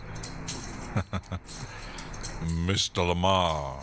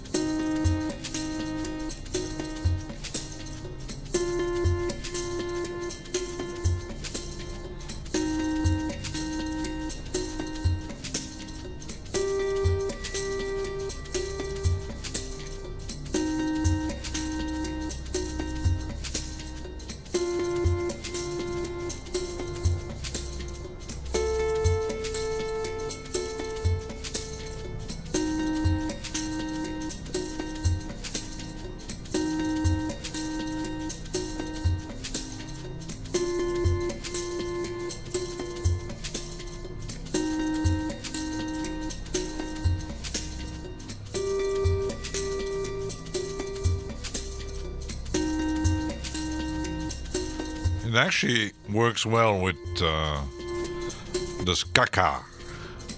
I like those Clevgran names. The IKEA of plugin world.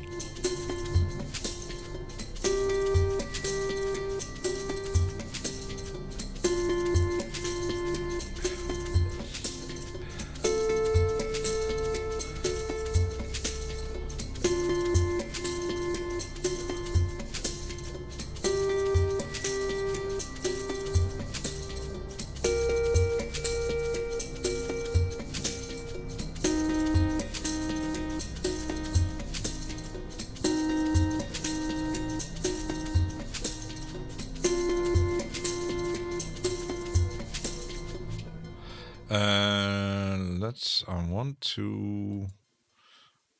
Let's freeze that. Because I want to try... Cheers, Carbon Vibes. Ding call away. I hope so. Yeah, I'm gonna drink some tea before bed. I didn't sleep well last night, so was up at 5, and then I lay down back on the couch and I was sleeping took a nap for over an hour with my fluffy PJs. And then Myopic came on. So let's start here to add some up, not the yum yum yum yum yum reverbs.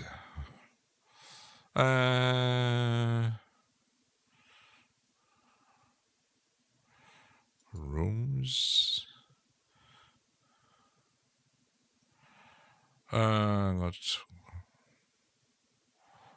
Maybe use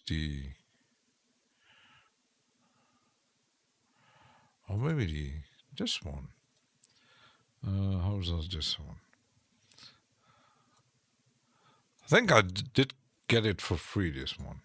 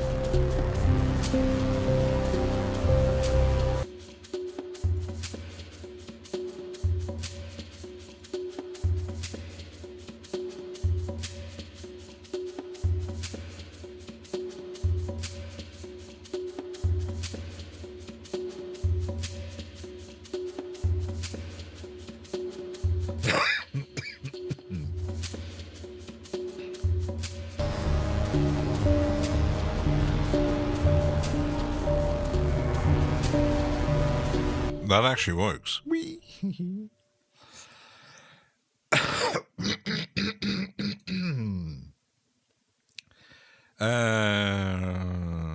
Might do the same. Let's render.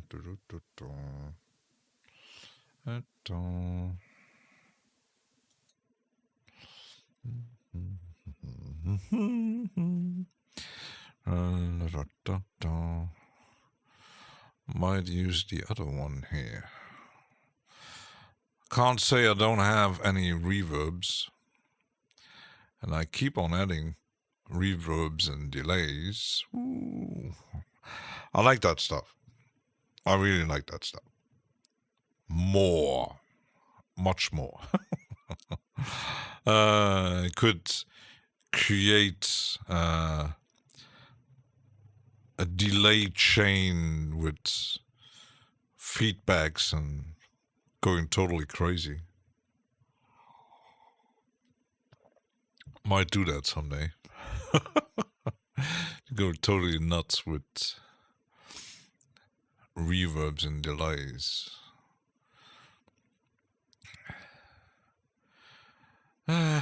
Rendering takes a while.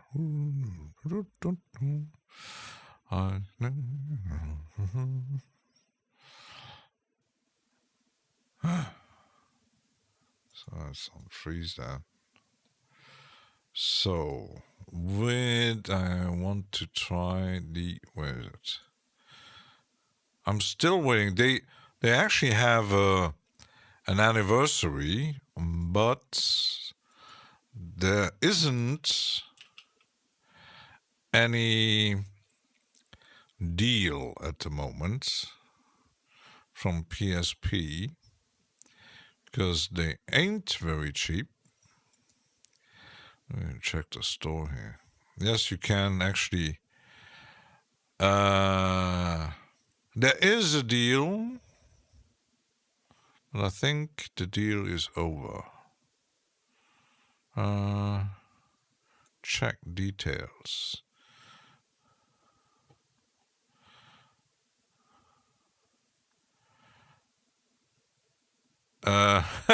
They made an image, PSP 25th anniversary bundle, 25 plugins for $250.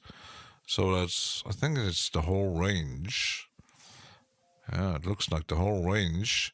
But the image says from 25 to 25 to 2503. So it should be actually over, but it's still active. Resale restriction. Yeah, if I had the money, I would grab it, but yeah. So don't need everything, so yeah, there's nothing. The prices did go down slightly a bit, but it's just a few dollars. Like you can grab like our compressor here, the dynamic compressor is $299. You can get it for $288. So that's $11. So yeah, with PSP, I always have to, because I actually wanted to grab at some point, I hope this going to have a deal at some point, the PSP 608 MD. That's a very complex multi-delay for creative multi-tab delay thing. It does look very nice, but it's very powerful. So yeah, I only got free stuff. So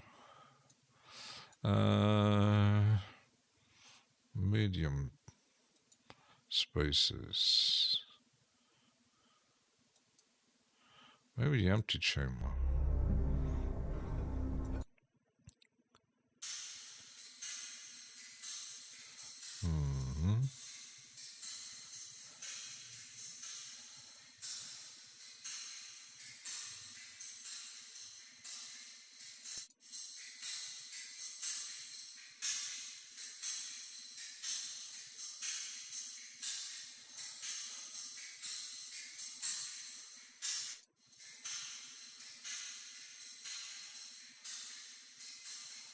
Very distant.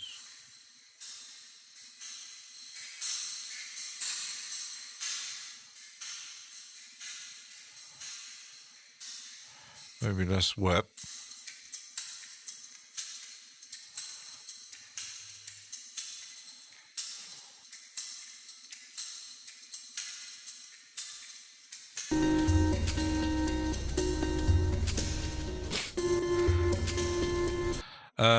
PSP triple meter.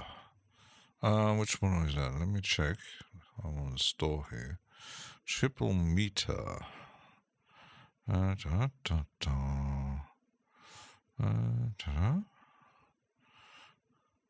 know that I actually bought one or two on a sale once.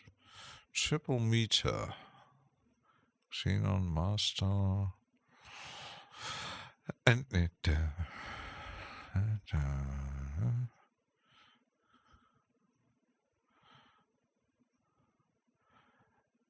Because I know that Mike from let's talk about Reaper, who loves the... I almost grabbed it because when they had their anniversary sale, it did go down, I think, almost to $100, the Infinity strip. But then I said, not really. Where is the Echo? Triple meter. Some noble. Old times. There it is. Triple meter. Meter that matters.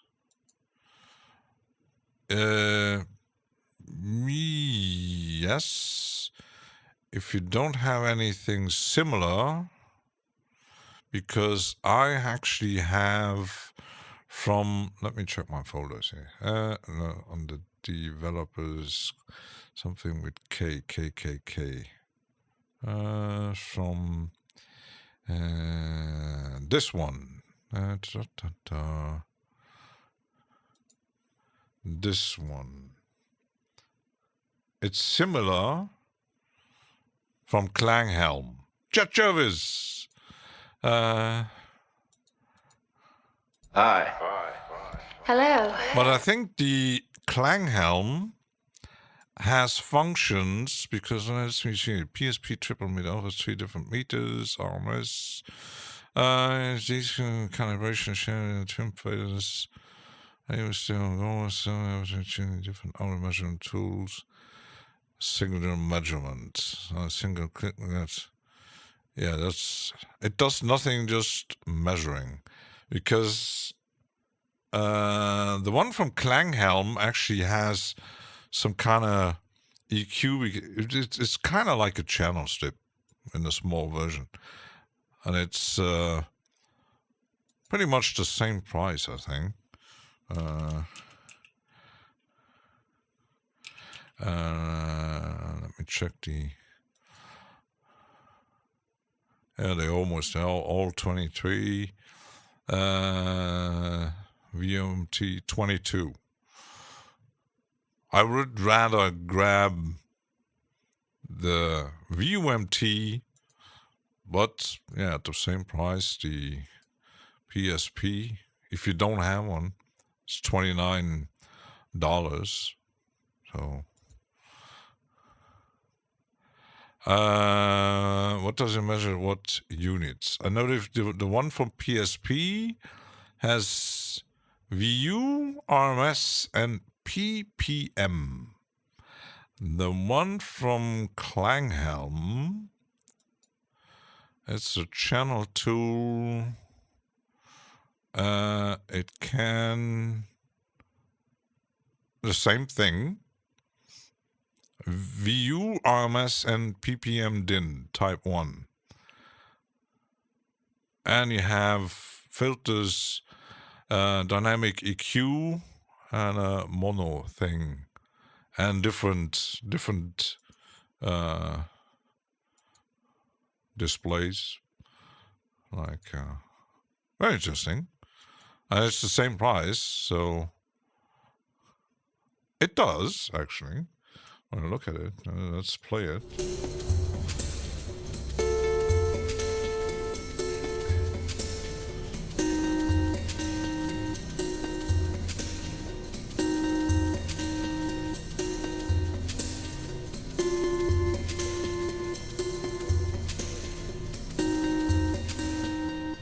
I almost never use it. Yeah, Klanghelm, I have like 1, 2, 3, 4, 5, 6, and I even upgraded because I had their reverb, the 10, and I actually bought the upgrade. They don't have a gigantic range of plugins, but when I look at products, yeah, spring reverb, a compressor. I don't have a compressor. I have saturation, another compressor, and channel tool. And there's even because I got VUMT, the normal one, for $14. And there's a deluxe for a few bucks more. It has probably more functions. But mine actually does look like the deluxe. Strangely enough. VUMT deluxe. I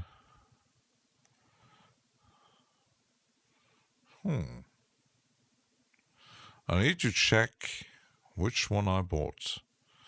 I think I have the deluxe because I got the filters here. Yes, I have the deluxe. So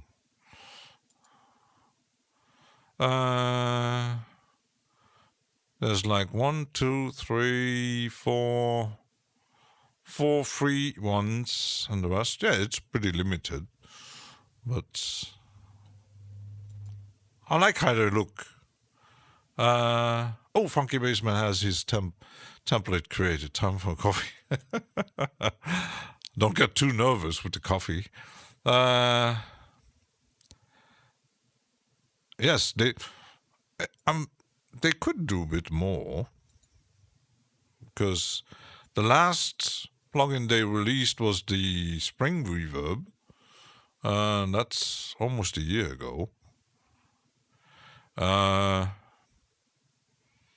Yeah, that's pretty much it. Some compressors and when you imagine the price and no iLock, because I think the thing is with PSP you have to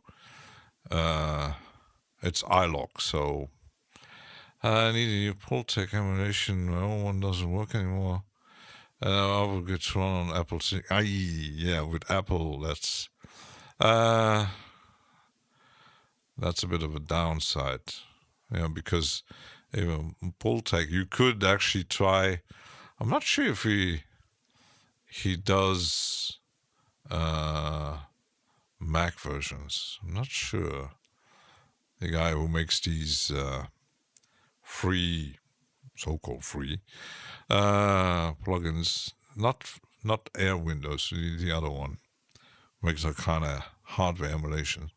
PSP do Pultec. Yeah, that's a good question. I don't think it's free. It's very cheap. It's set right.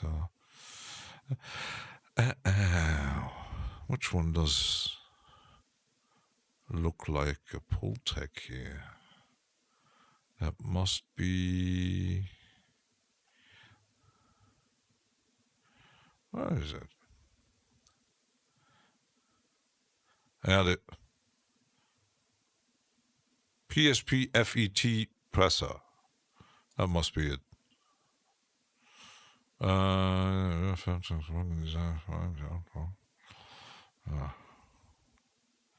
Yeah, that one is $99.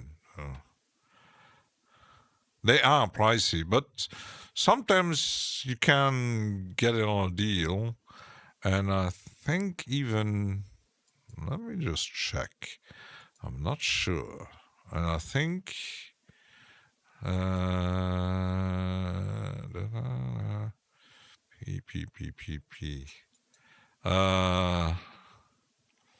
because Plugin Boutique has them, so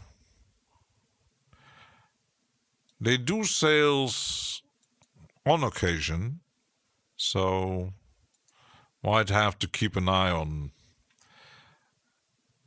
Yeah, sadly, I think the anniversary sale is, it still shows up, but when I look at the date, it's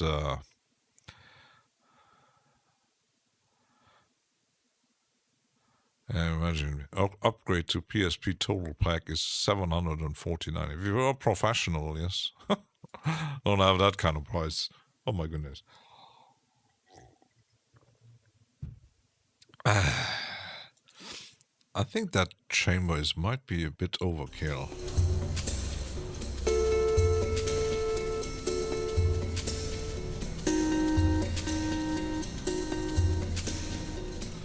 I might use, instead of a reverb, let's get rid of the, let's add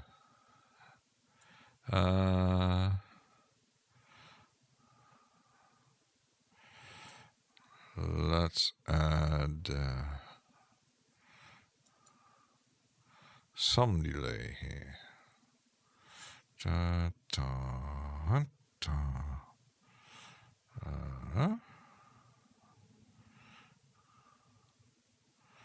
Da, da, da, da, da.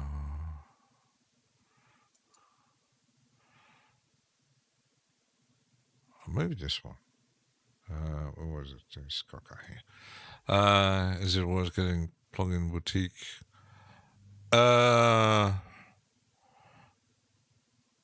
I think it does. I know that, for example, DaVinci Girl doesn't buy at Plugin Boutique. I have a Loop Cloud account and a Plugin Boutique from the same company, but the deals are always interesting, and you get, when you buy stuff, you always get kind of, even like, I think, which site is audiodeals.com or Audio Deluxe makes it also. You get a bit of accumulation, and then you get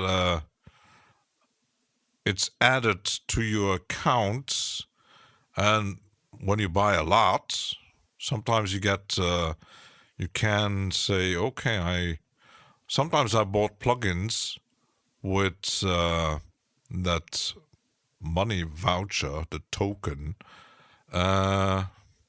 like 10, 15 bucks. Yeah, it's like loyalty points.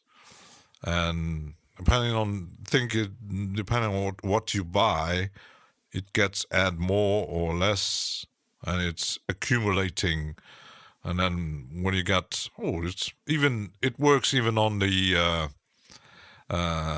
deals. So, because yesterday I was buying the UJAM delay, and I had like £11. So yeah, I grabbed it for €14. So like Audio Deluxe has a similar system, but the problem is you always can just add a percentage. With Plugin Boutique, you can actually put in the amount you want to add as a reduction. Kind of like Minimal Audio does with the rent to own, the all access. So, because you pay monthly a fee, and it gets added to your account, and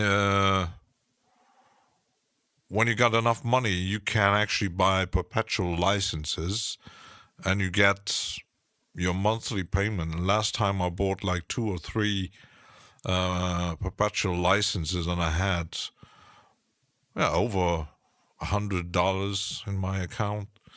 So I almost could say I could grab them for free, but the same way that Kilohertz does. But Kilohertz just gets you $100 voucher once a year. Christopher and John. Hi. Hello.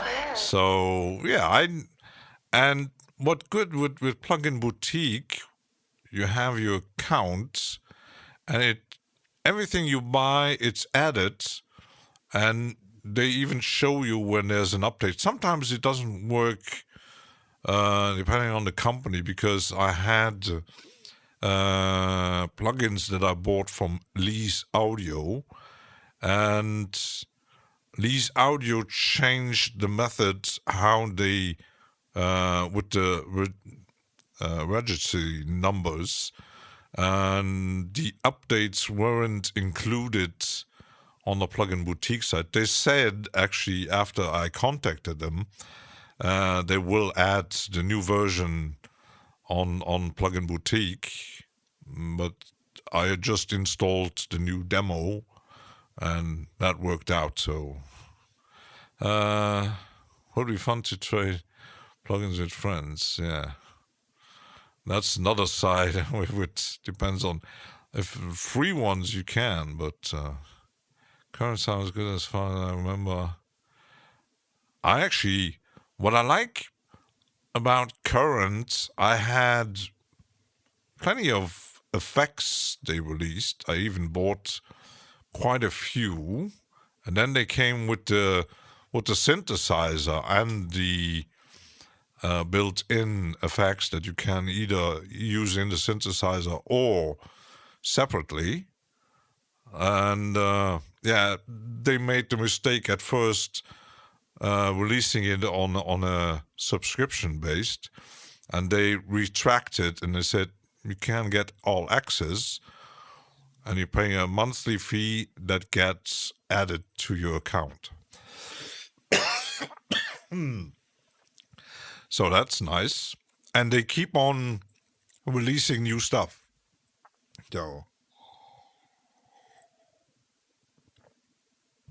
So they got one synth and plenty of effects that you can add in the synth and separately. So yeah, at the beginning there was quite a backlash. So they decided, okay, let's change that from subscription to a kind of rent to own. You still pay monthly, but in the end you can grab all the perpetual licenses, or you can keep the all access and then use the voucher for new stuff to buy. So sorry. So now I got this one. I'm not sure if it's gonna work. Let's solo this one.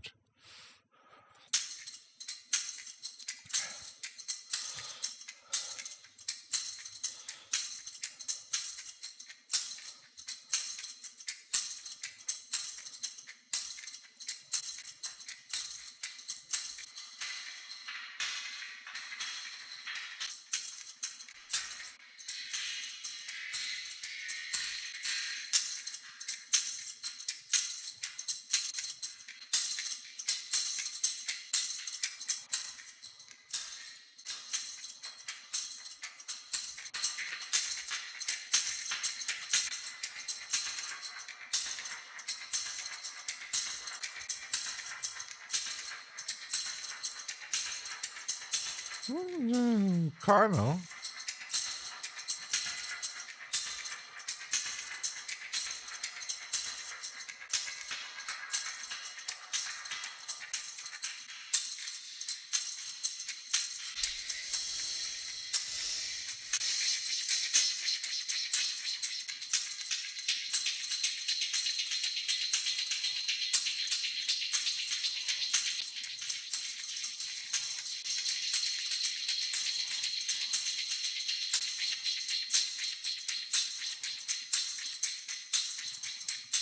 That one is nice.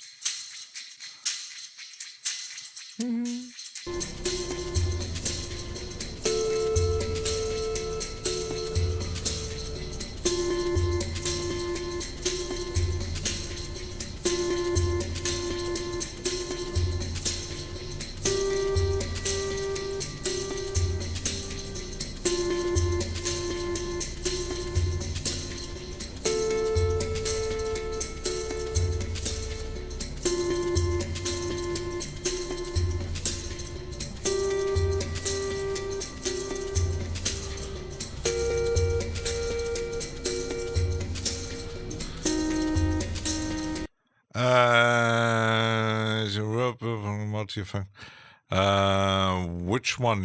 This one? the Matra. It's from Karani. I like actually Karani stuff.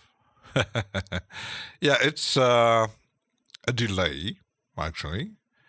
They recently, let me check I didn't get it. Because I have, the lo-fi keys. That's a synthesizer, kind of modular with effects. I didn't upgrade it though. They even have context stuff. The Cloud Max. I have version 1. Let me just check my folder here. On Karyani. Yeah, I got the synthesizer, electrically lo-fi. The mini pole I got actually for free. That was a deal somewhere. Yes, I do have the Cloud Max. I did grab it. So always checking. Cheers. Monkeys. Where are monkeys? Trim horses. Oh my goodness. What else they got here? Effects. Because they got a new. I didn't get that one. The Cloud Max Breeze. It's actually on sale.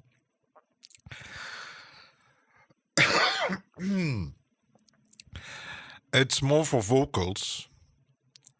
And there's a new one, Wave Surfer, who is actually powered by AI. It's a modular multi-effects plugin. It's on sale too. You can even get that one on Plugin Alliance or directly at it's kind of, what is it actually? Some multi-effects. You got delay, amp, auto pan, phaser, glue, reverb, filters. They always do these modular things. So it says here developed with Plugin Alliance. So it's a cooperation between those two. However,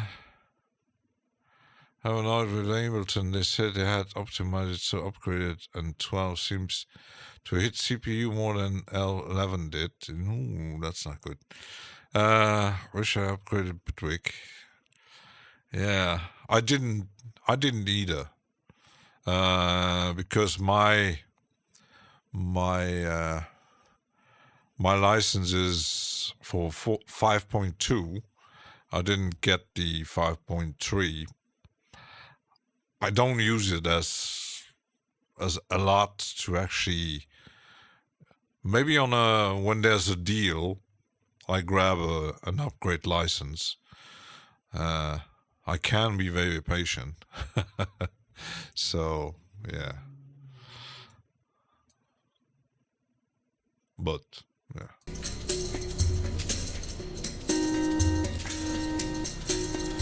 But I must say, I not just like the sound of the Karani sounds. The UI has a lo-fi. It's a bit like the plugins from Excite Audio. It's the same design. Kindish, yeah. It's like a bit of lo-fi thing. I'm gonna upgrade to latest Bitwig for creating and get into Reaper mixing and tracking hardware. Yeah, that might be. You can do it. There's plenty. I must say the combination between either Ableton or Bitwig or with Reaper, it's a good combination. So I would say Ableton is nice, but it could handle some things better. And especially if you're doing your arranging in Bitwig, with all the crazy modulation and possibilities, and then once you're finished with your track, you just poof, you do your stems and doing the rest in Reaper. I know that Projector does it, so any hardware controller item was messing with plugins. I only have a Keylab and my my Novation Launchpad. That's it. I don't really. My Biscuit must have some. Can't watch for the new live update. There should be a lot of great updates. I know how to filter and roaring beer distortion. Yeah, that's. Oh, that's some. I tested Ableton Live, and I couldn't figure out how it works, so I decided not.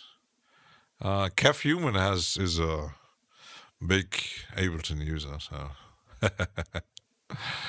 But yeah, recently they always make some what is it called?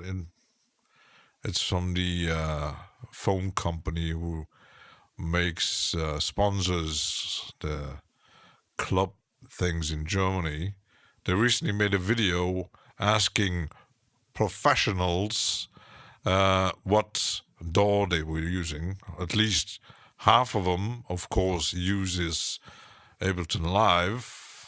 There was Richie Horton, of course, who said I switched to Bitwig, and there were some like Cubase. There was actually just one actually using something else. So Ableton, Bitwig was represented, Cubase a lot, and actually none of them are actually using Reaper. So yeah. There's always a choice. So, but yeah, Ableton is an investment because not just especially if you buy the suit, it's very expensive, and then you're adding, if you want to, spending a lot of Max for Life stuff. Ooh.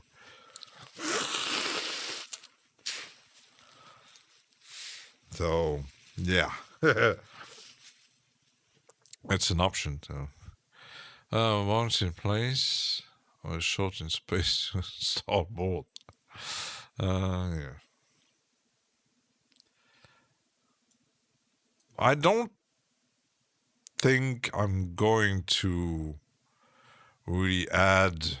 So I got now Reaper, Bitwig, Renoise, and yeah, I activated the subscription for Reason. I think I'm pretty much done with DAWs. I had that mix bus thing from Harrington. Horrible. I demoed FL Studio. Yeah, kind of nice, but well, actually buying yet another one. At least not for the moment. I thought about Cubase, but then learning all the stuff. Nah, I'm for the most part. I'm sticking with Reaper, and then if I'm in the mood, I can use something else. I've got enough choices, so As long as it works for me. What matters is the sound coming out.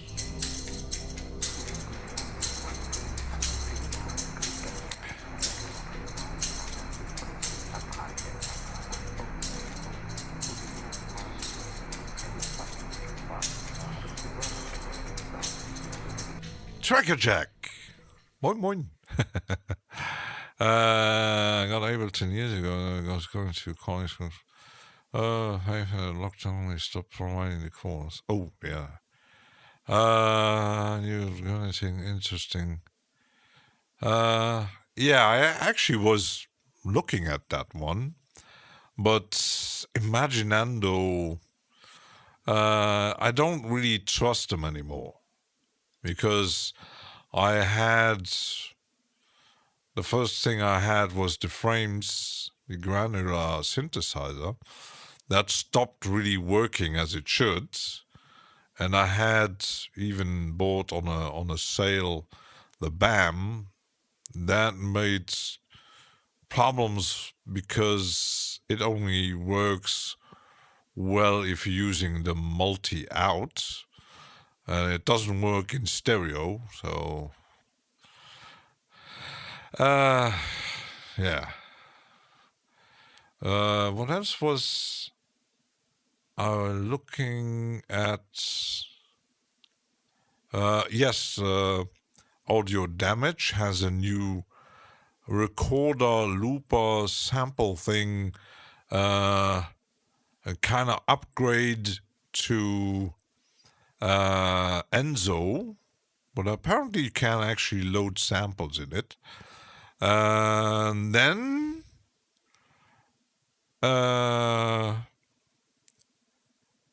this morning I seen a video. I was going, oh, that's something new. I didn't know about it. Sugar Bytes released not a really dumb, a groove box. That one looks very, very promising. It has a lot of features.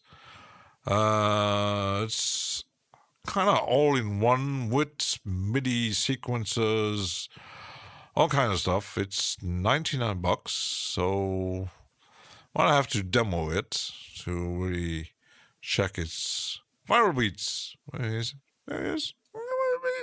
Hi. Hello. So, yes. And it was actually quite surprising that they released that new stuff. I've seen it on YouTube. Oh, wow, Sugar Bites has a new video out. What is that? So, yeah. Hey, someone should do research on how computers can affect the brain.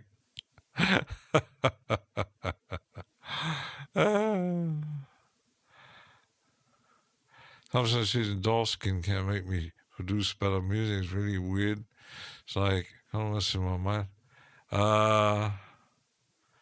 Yeah, but I think the whole visual thing works for everybody, works differently.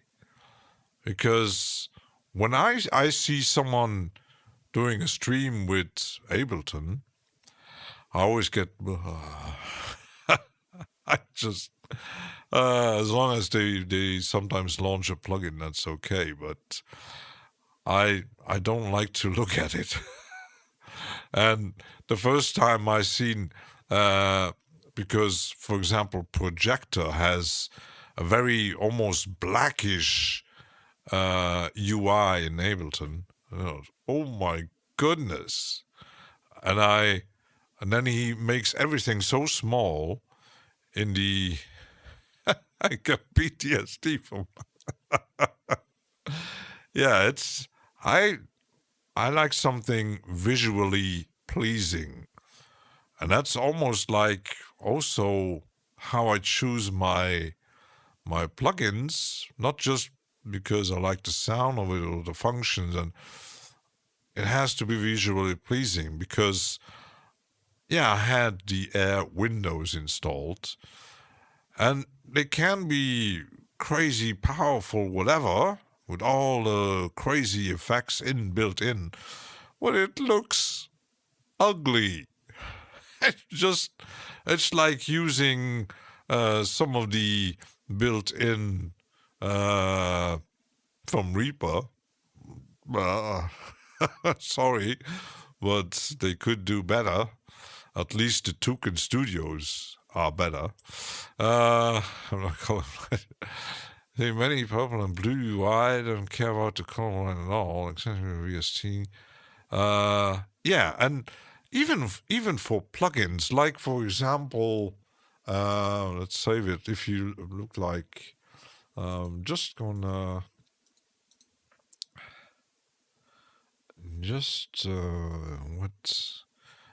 if you choose let's take one that I actually have a license for it. These are not just sounding good, but they actually look good, at least for me. And recently, with the new updates, you can actually save. You have like almost 20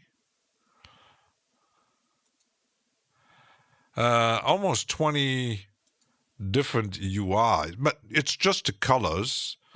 I think this one is the default.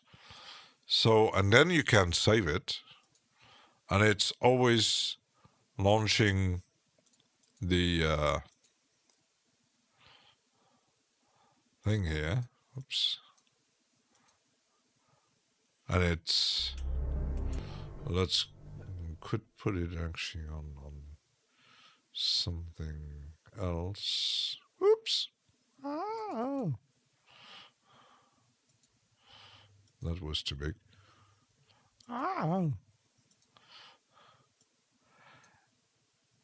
And the price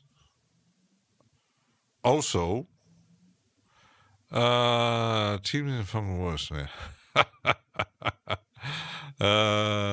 Microsoft Excel. Yeah, I don't know why some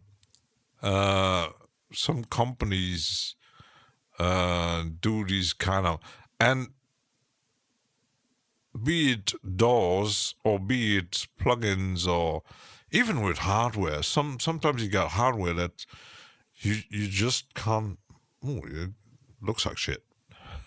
But say from labels and colors. Yeah, and everybody does it differently. And when you got like tone boosters, and first of all, they all look pretty much the same, except the color things that you can change, because even some don't like the Melder UI. But once you get used to it, it's pretty. They all look the same. You don't get, might be confusing for some, but you know what you get. When you compare something like, when you take Sugar Bytes, every plugin they do looks totally different. And yeah, you wanna, okay, who is actually designing the UI? Why are they and strangely enough, the new Groovebox actually looks kind of same as the drum computer. It's not totally different, so that's some serious session right there. Yes, I think it's almost 20 minutes, so.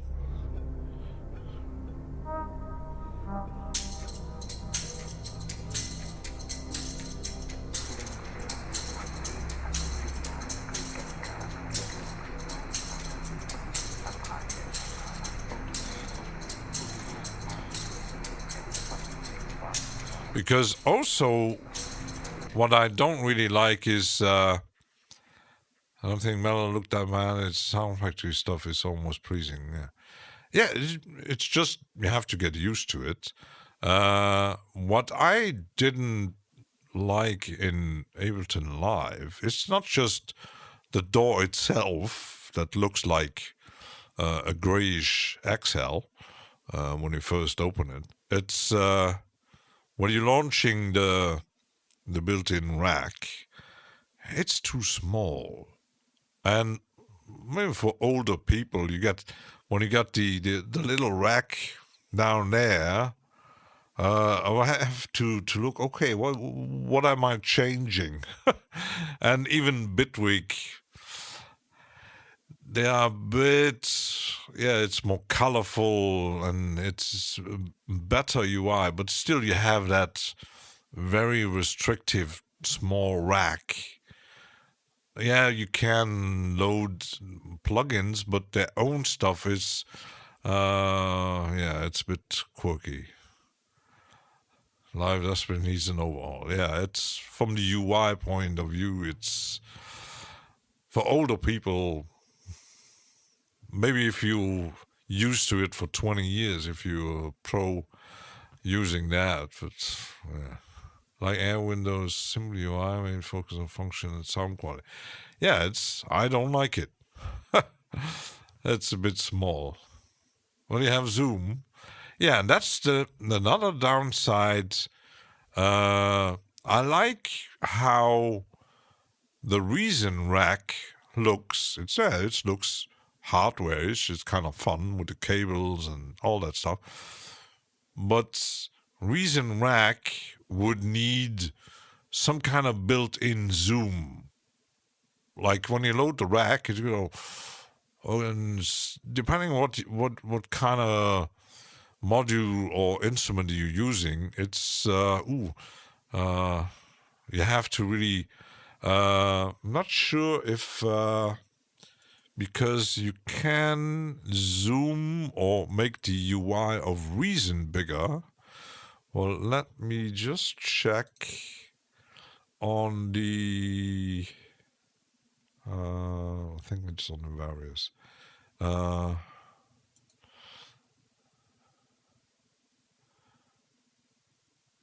not sure if the zoom function is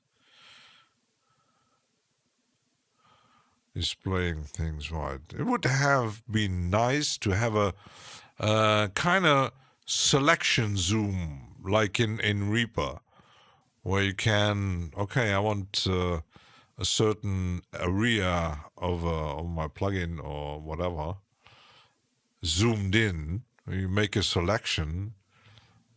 There is a zoom here. Okay, let's just load this one. But the zoom is not selective zoom, so it's just this. That works because if you use the 100%, it's still okay, but once you get into the modulation, it's already getting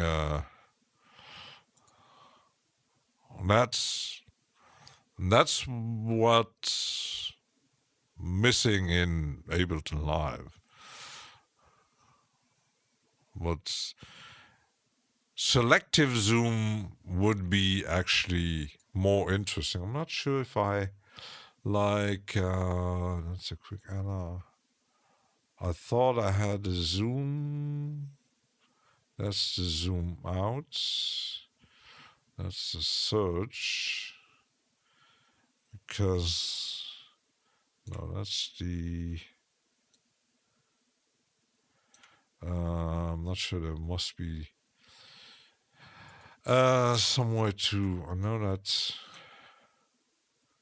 there is a way to zoom in, if zoom to selection or something like that. James Towson.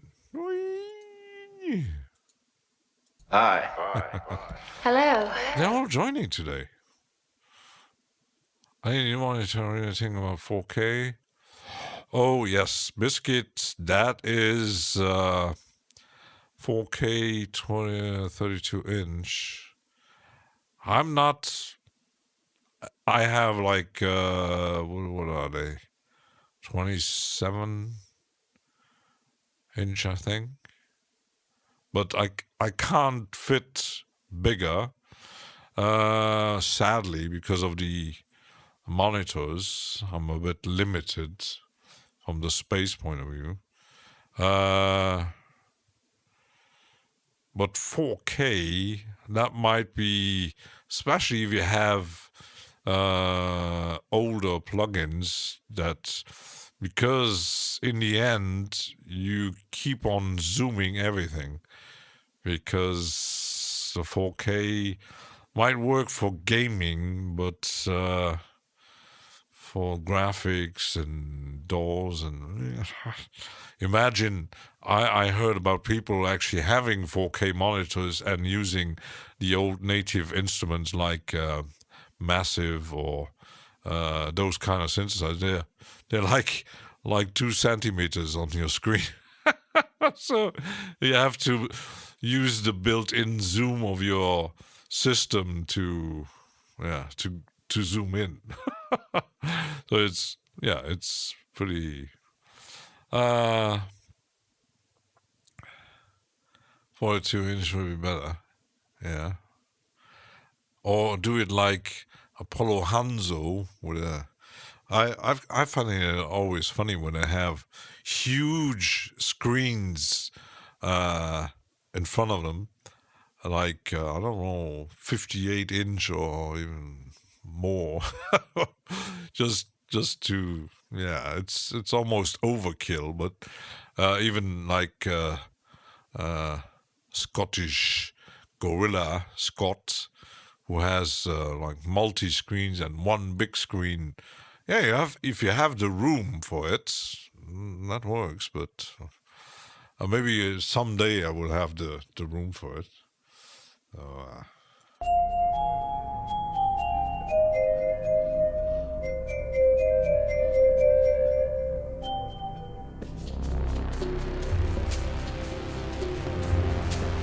But at least I know now that I actually can zoom into my rack here. I don't need it at the moment, so I'll get rid of it. Let's save it.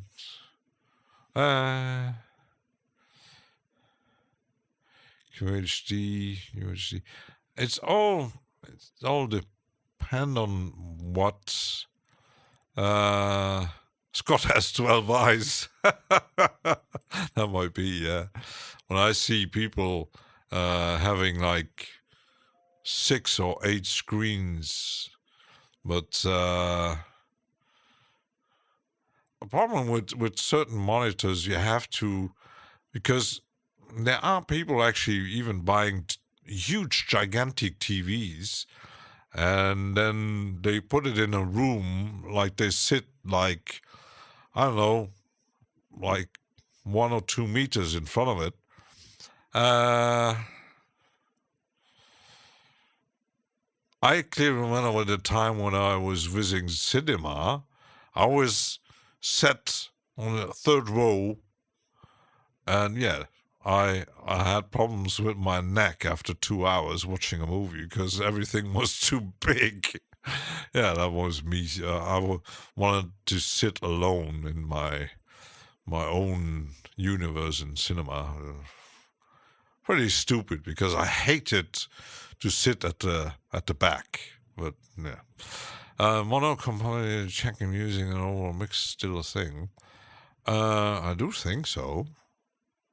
Because I have multiple ways to check mono, either here in Reaper actually. I can, not with the headphones, but with the monitors I can switch mono on my monitor controller. I have a mono switch on my solid stage. So yeah, that goes mono. I even have a mono on the... I can hit here mono in my... So I hear Reaper without even hitting mono here. I got a mono mix. Mono.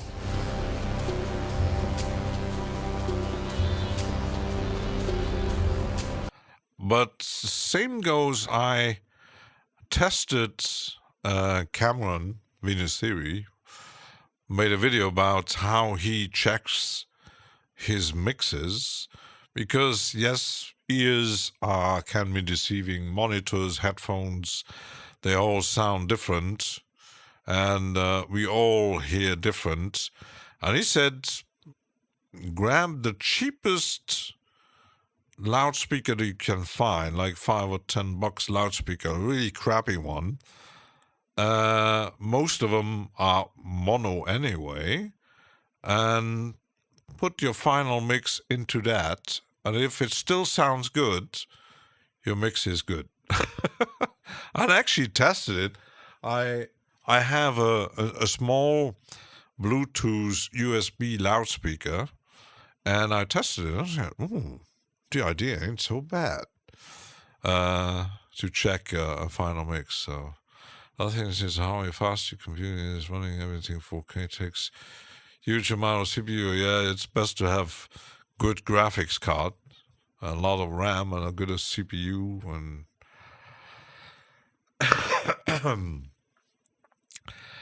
yeah, especially if you're doing a lot of granular automation, MIDI, because I know some programs handle MIDI. I know that, for example, why I actually started using freeze and render even more, because I discovered when, depending on the brand, especially with Arturia, when I use a lot of Arturia plugins and I use a lot of MIDI, Reaper tends to suddenly become laggish, especially if I open one of them plugins. That might be how Reaper handles graphics. It could be done way better, but yeah. But I got less problems. I recently did a BIOS update to the latest I could find, and my PC is running a bit more smoothly, strangely enough. So M4.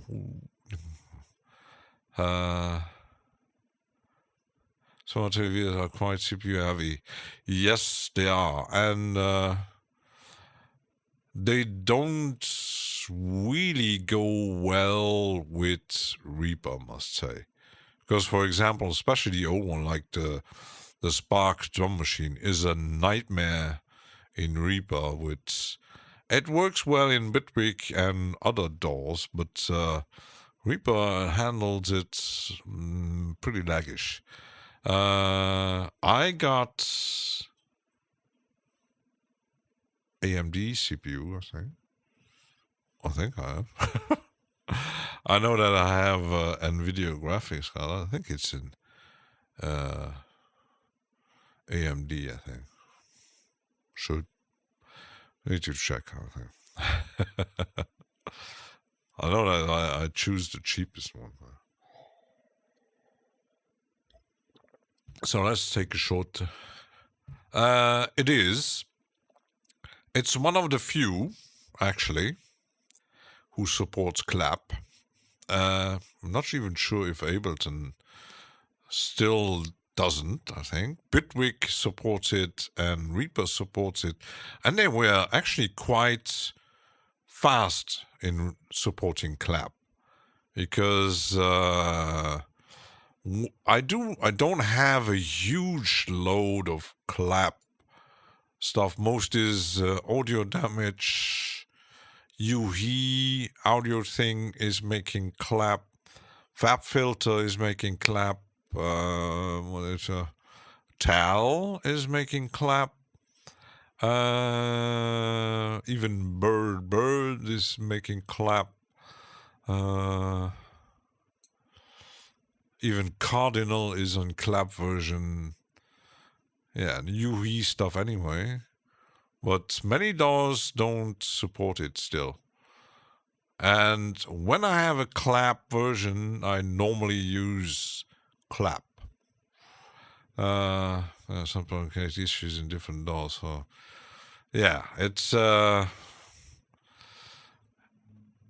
bit of a downside. You think that predefined like VST is a standard, but still it's not, because depending on which DAW you're using, it handles the plugin differently. Because I know Bitwig handles it different than Reaper. Ableton handles it differently, and yeah. It's so good with clap plugins.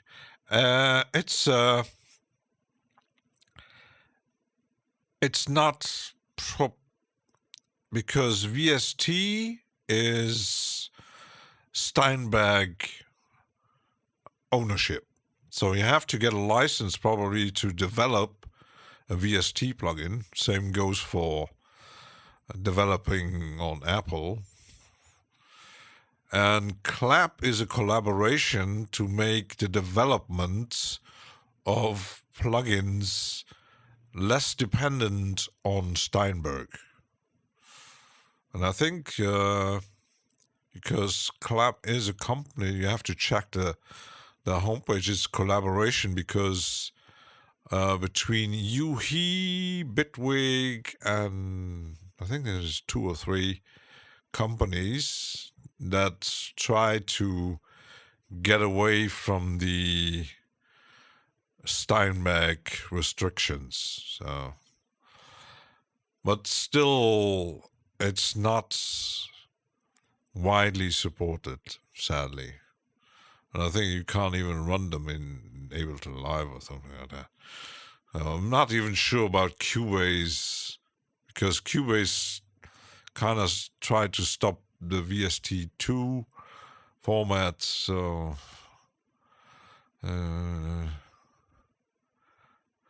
single phone is fine for most times. Now plugins like Beam, Beam, yeah. Let's take a short break. I need to grab something to drink, and we'll be right back.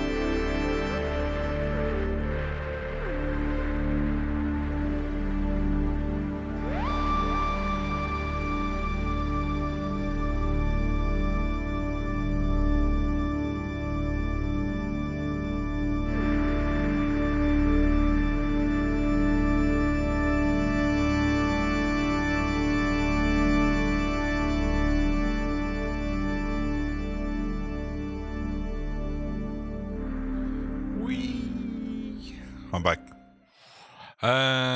Biscuit has to go shopping. Let's see how long it. We got 6 o'clock. Sounds up. And I'm actually quite happy that I bought millimeters. I like it for streaming. I won't be using them for when I just play around, but a 2K for Morris.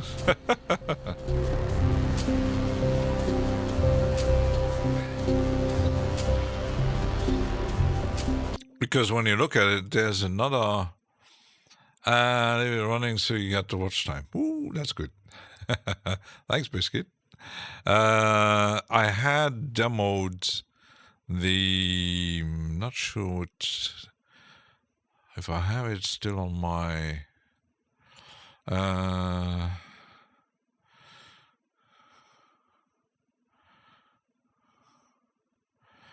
there is a company who... I know that Venus Theory actually use it, but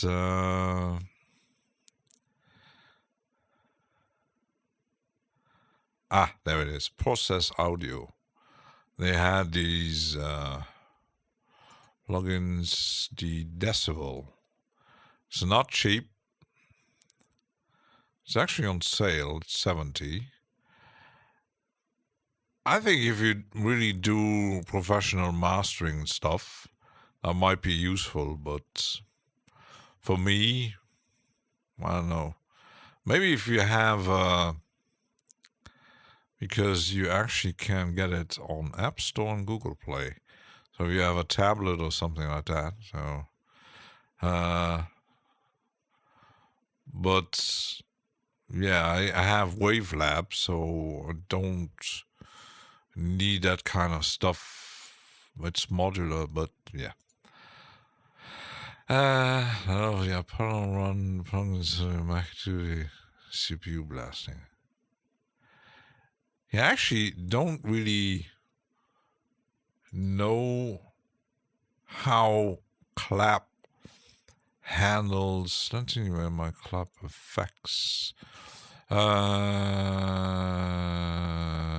Let's could use it on the.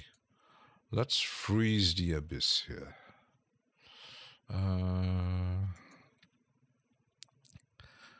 Let's freeze it.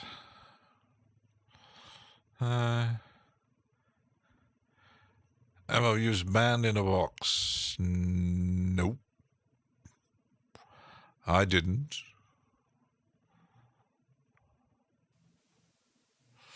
So let's see. Clap. Because I have to make distortion on the bass here.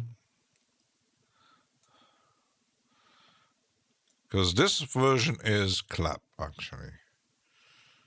So it doesn't look different. So it might be how it handles CPU, I don't know.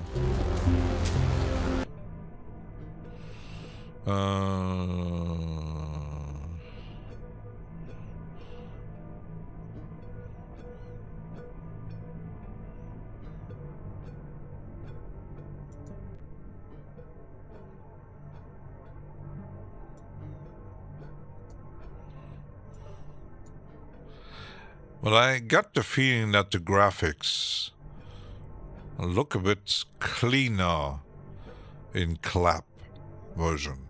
Might be mistaken, but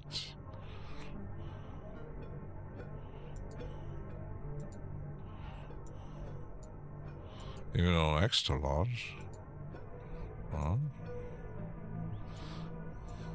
And when you look at where is my... I had it somewhere here.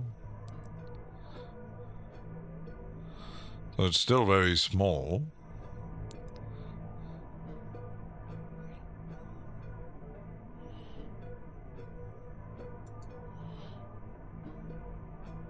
But Reaper handles CPU a bit differently. New Jam Guitar is a bargain if you have Sparkle 2 for free. I do have Sparkle 2, and I watched this morning the video from Audio Toolshed. It is kind of interesting. Not sure how long the deal is on. The Cine Dream. Because I was watching the video about it. I said, what is the price? It's 29 at the moment. 39 normal price. That's still not very expensive. So it's more high definition clap. Yeah, probably.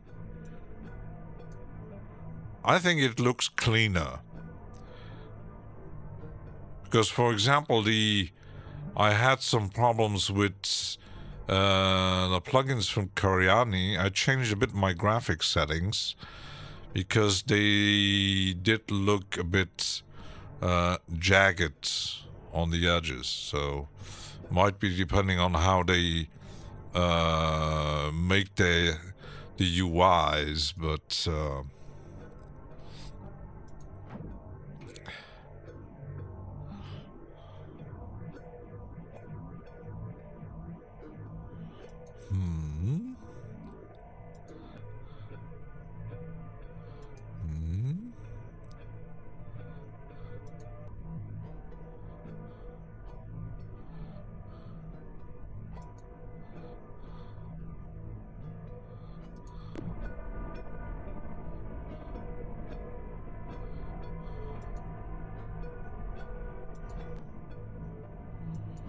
I don't really hear a difference. So. That's moving. Oh.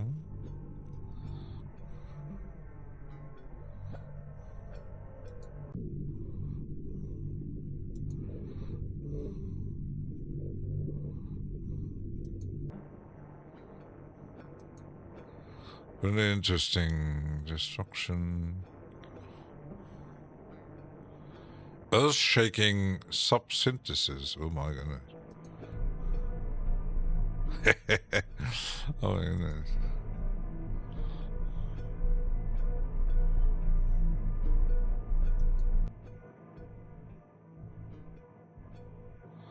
Some movement here.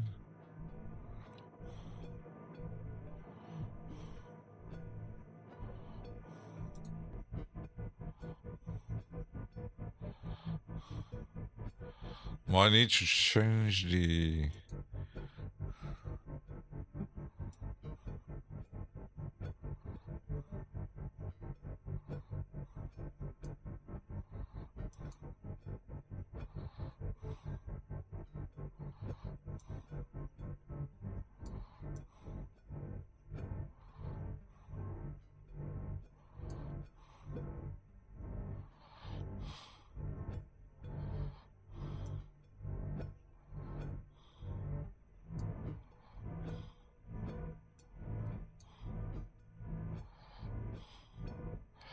Where do I change the amount? Here.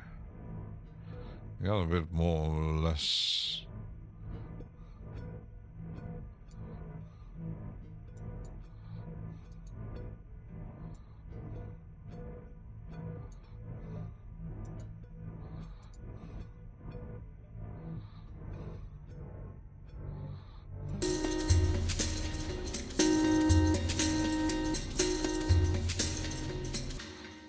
Yeah, interesting.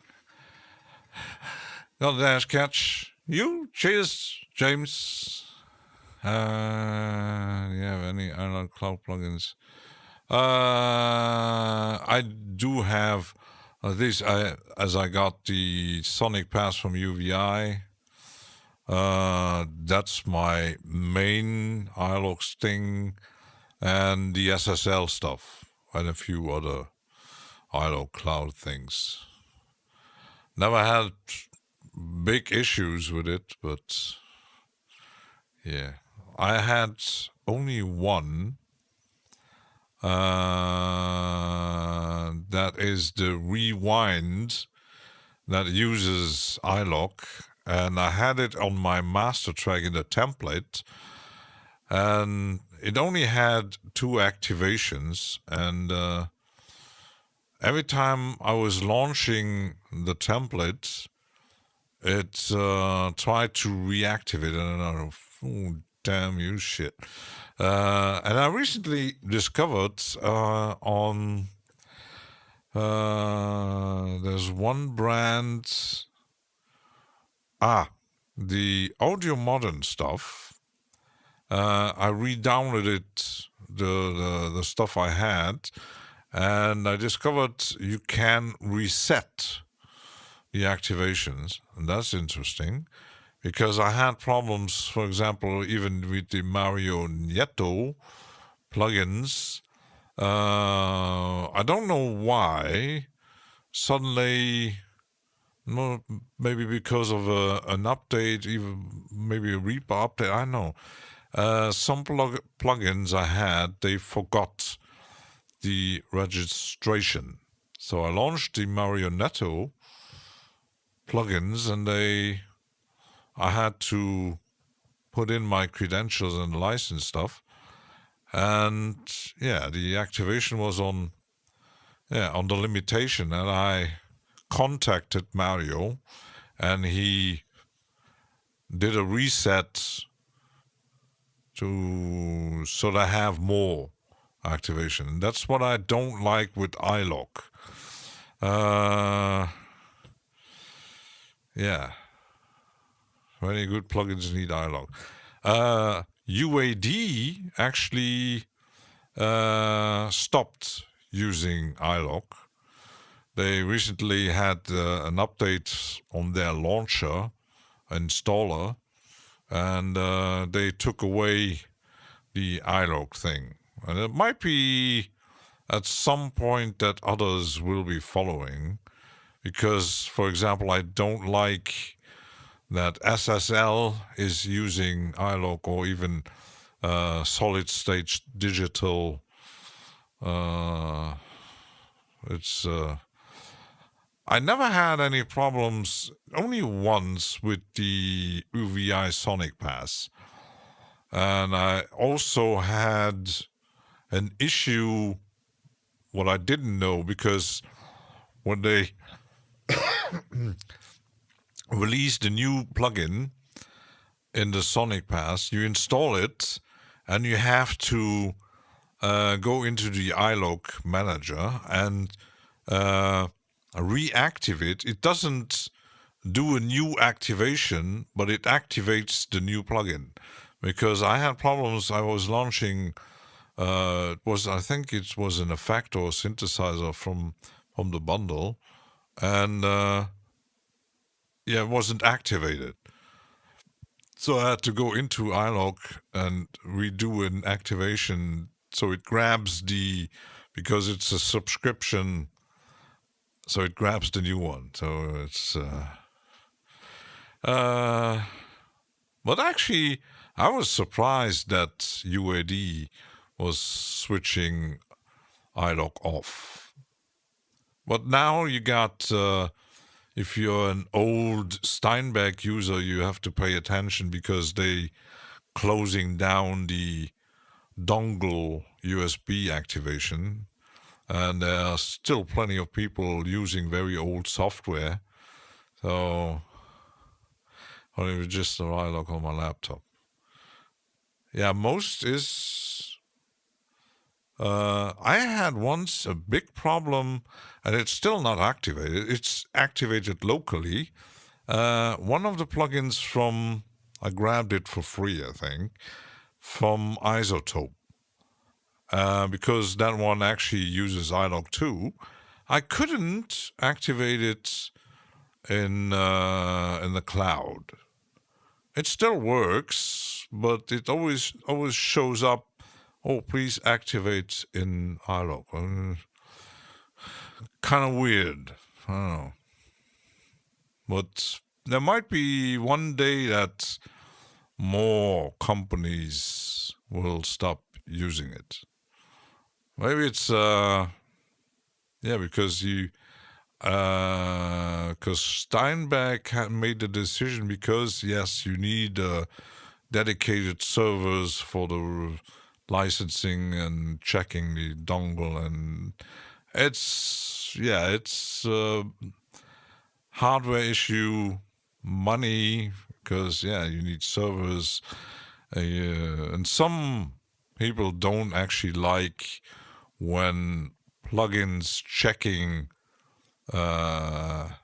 online, because, for example, if you're using Reason, they actually took it away. Reason had their own thing running in the background, and even if you used the subscription Reason Plus, it was running in the background to check if your license was active, and you could deactivate it so you can work offline. Well, it was a bit quirky because you had to go into that little application and change stuff that it doesn't always check your license. But I think they took it away because now since I reactivated my Reason Plus, it's gone. So, but it still checks when you launch Reason if your license is okay. But yeah, how surprised because people hate it so much. Yeah, and the problem mostly is not just the checking, and it's your license is saved somewhere in the cloud and that's some company. And then it comes when you imagine reselling software or plugins or this is what they on the Linux machine. It's like a Trojan horse. Can't imagine that.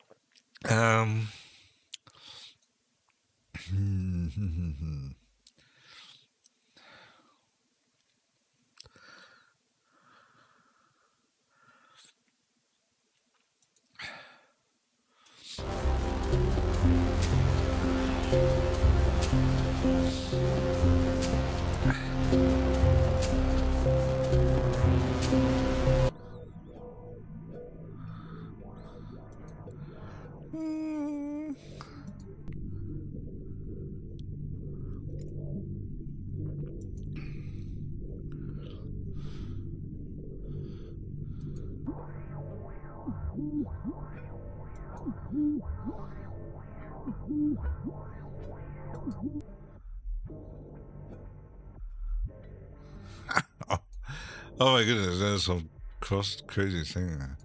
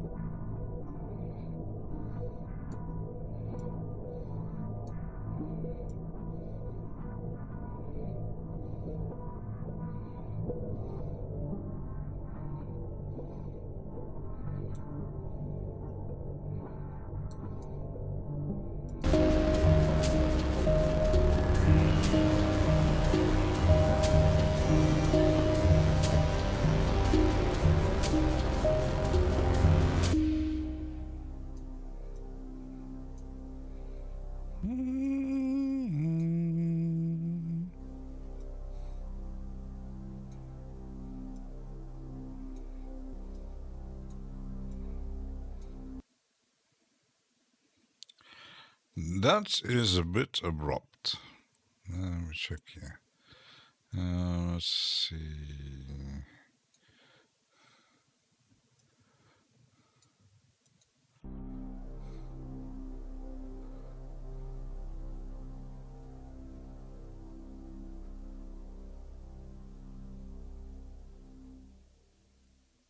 That's better. Well, I was the past 4 years ago and sold them. I'm very boring.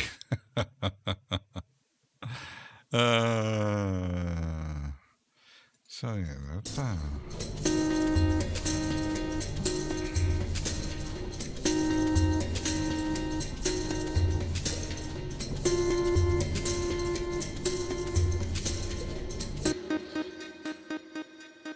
Beep, beep, beep, beep, beep, beep, beep. Let's freeze that one.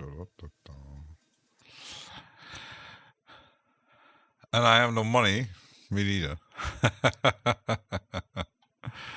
And that's yesterday was watching. I thought I didn't watch some of the older Black Mirror series, and there was one where some young boy who was caught doing some nasty stuff on his computer, and someone hacked his computer and then made a kind of blackmail thing with the guy sending SMS, you have to do this and that. Yeah, it was actually, you had no protection, you had no firewall or antivirus and all that stuff. But another side is we don't actually really, as most of us are no computer engineers, I once had a software installed that checks, where you can actually check what goes on in and out of your network. But most of these things, it's data, you don't understand what it actually is. There's a lot of numbers, and you see addresses popping up and depending what's opening. You really have to be a computer engineer to understand what's going on. So, high risk internet criminality. Yeah, it's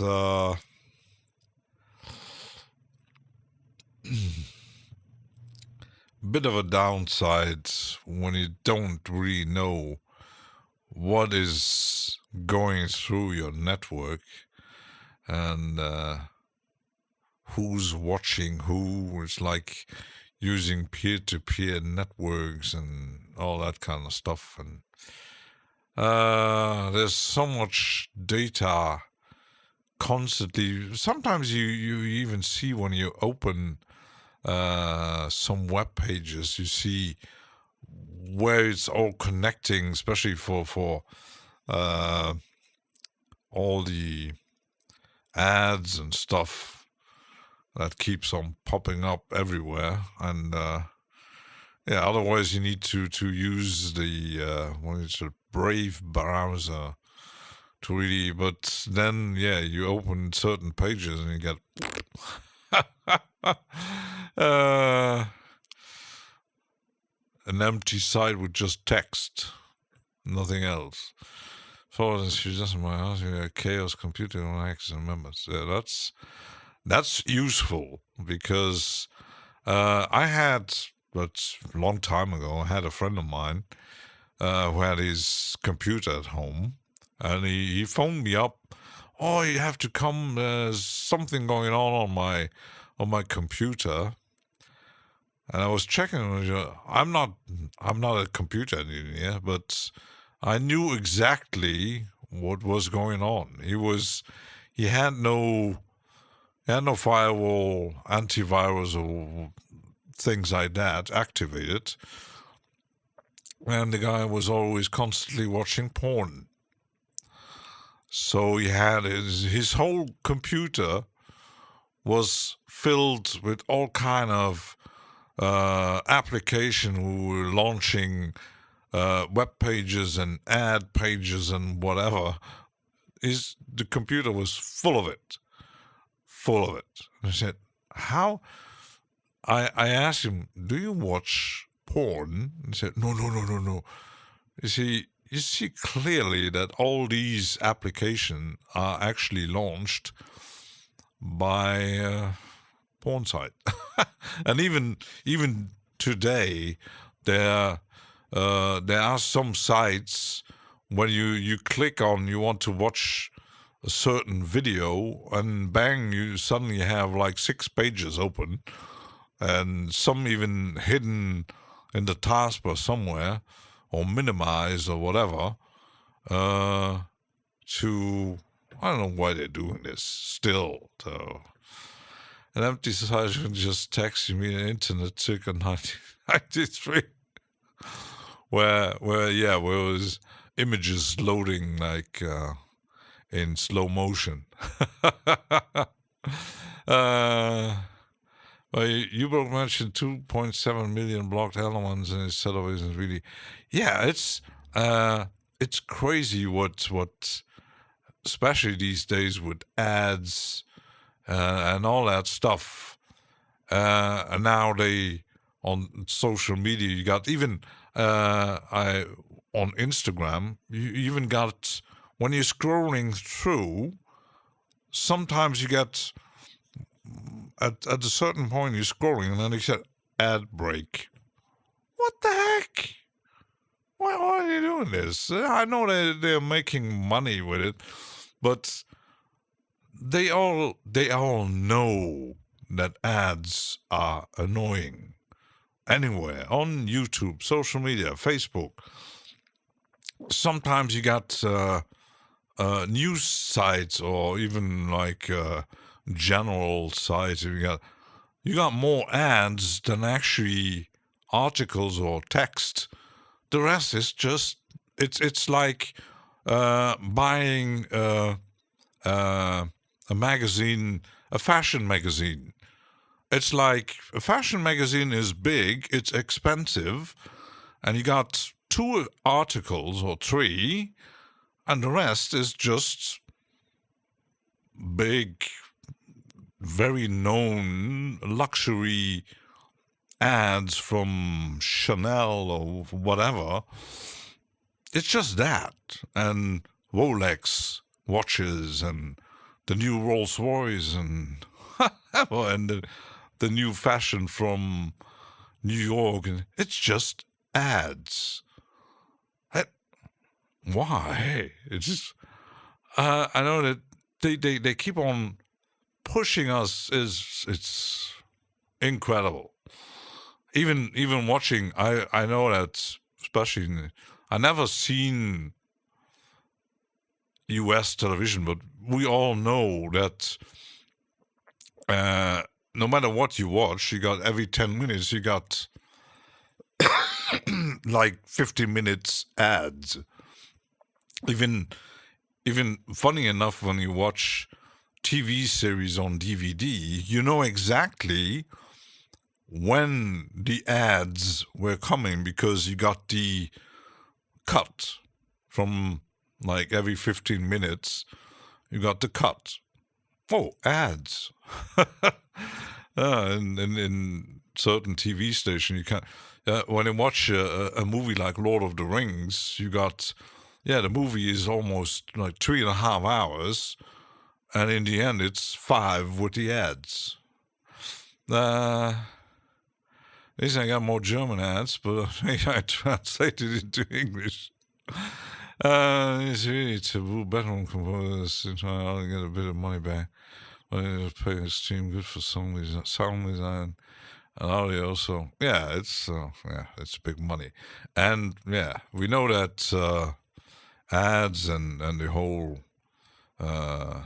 industry of ads it's incredible. Even just opening whatever site, normally if you company sites, it's still okay, but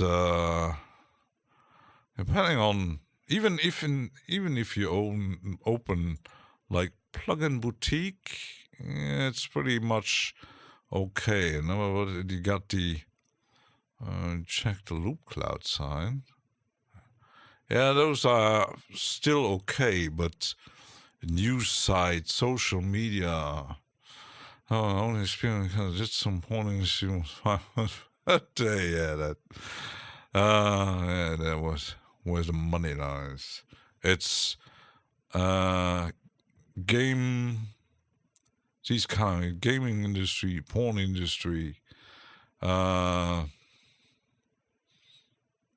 There's so much money going on there. So just for something like making ads for people that don't want to see ads. Like YouTube forcing people to, oh, you can't watch it with an ad blocker. You have to pay to get rid of ads. Because I stopped, I had, because of my Amazon Prime, I had access to Twitch, and they suddenly changed to built-in ads, even though you had Amazon Prime. So you have to pay again to get rid of the ads on Twitch. And I said, you know what? Fuck you. I already paying YouTube to get rid of those damn ads. I don't want to pay Twitch to get rid of the ads. I don't know the price of it, but yeah, it's constantly paying money to get rid of ads. Oh.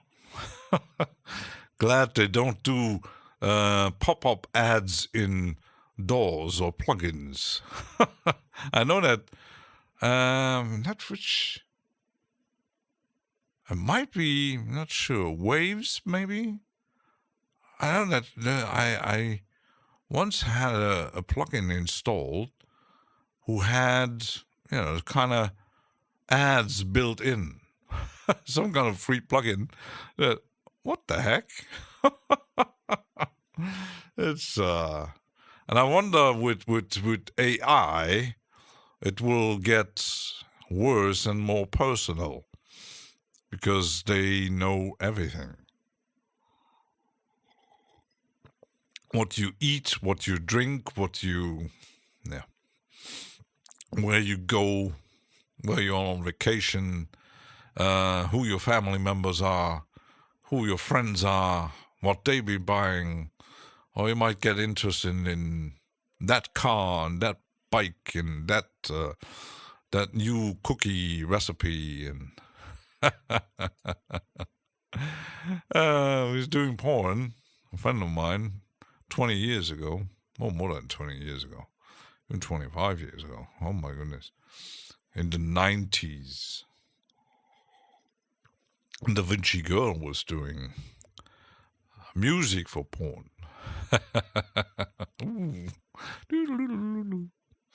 Lucrative. It's like, I'm not sure if you... I'm not following a lot of these kind of guys. Andrew Huang actually made a video about it where he was telling people how much money he made for a very small... he got a contract to...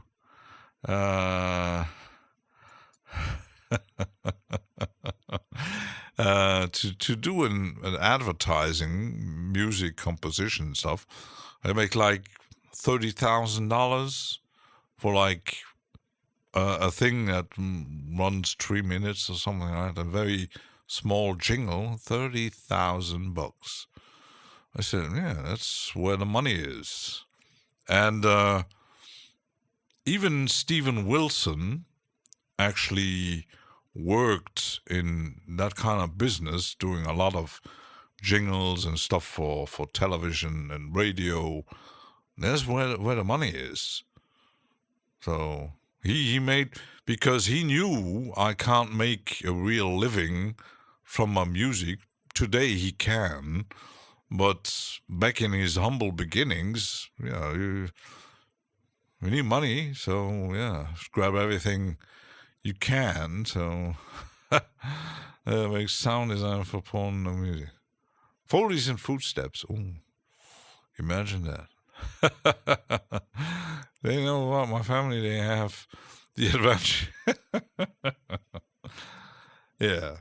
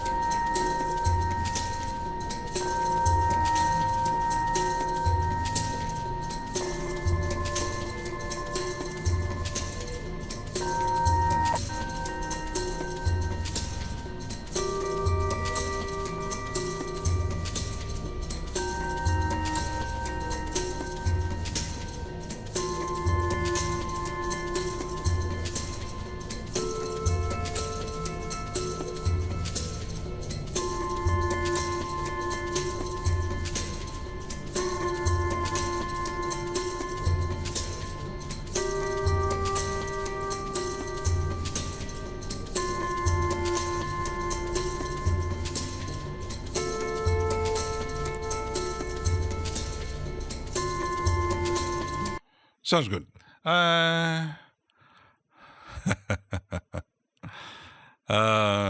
What does a porn Foley footstep sound like? Sticky. Yeah, probably. What is dark magic? A VST inside a VST. Actually, it is springs from audio thing. It's a bit like the other, like the speakers. It has different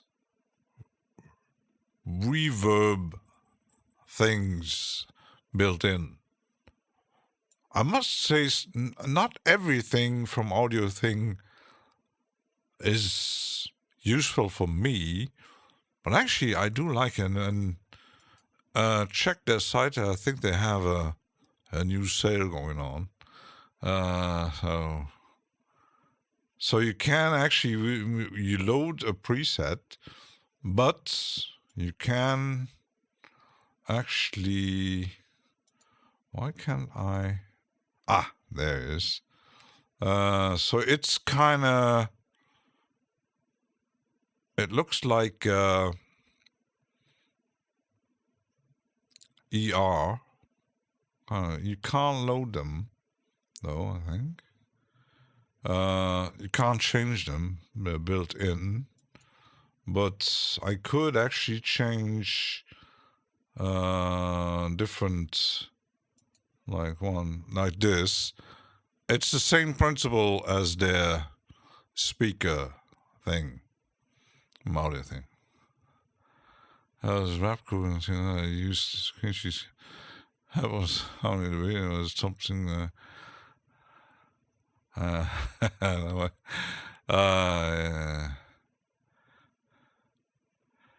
it's. I think it's an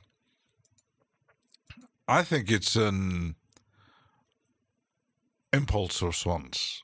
I think. Because you can actually change it, I think. Okay.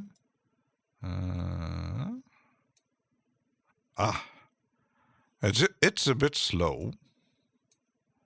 So, yeah, it's kind of impulse response, but you can't load your own kind of thing. So. It's not like fog convolver from Audio Thing, where you can actually make and load impulse response. And this one is just like you would use a cabinet or something like that kind of thing. And the speakers were kind of similar, where they probably used impulse responses from different hardware speakers like radios and toys and stuff like that. It would be nice to have your own impulse response in Bosnia. That's how they make it. So, yeah. So you got the pretty interesting stuff. It's almost kind of like the Convolution XT, but that one is actually far more advanced, because there you can load plenty of impulse responses. Here you can't. You can't change the preset how you like. Well, that's pretty much it. So.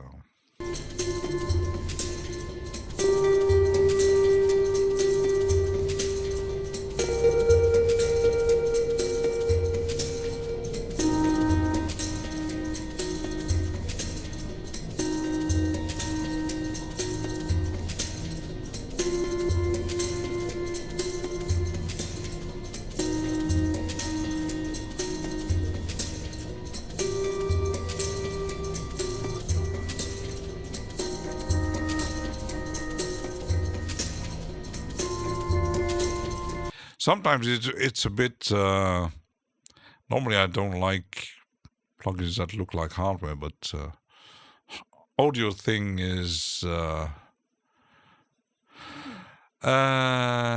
why it's called Springs? Probably because it uses impulse responses from old spring reverbs, probably. I'm not even sure where I know they have a company, this collaboration with Heinbach, but I'm not sure where they're from. Thomas, bonjour. Hi. Hello. Paul Suchiger for making yours. Haven't done it for. Yes, but you can, with Fog Convolver from Audio Thing, you can create your own. That is possible. That one is far more advanced. Or you can use the stuff from Lee's Audio. Even the small one. Let me check my. I'll get into my folders here. The Eigen, I think it is. It works.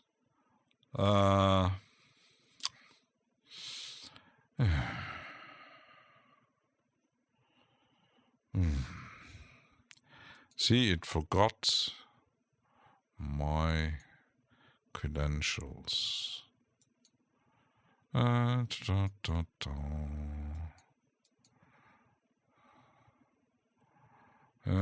for it. Now I have to figure out. I know that I bought it.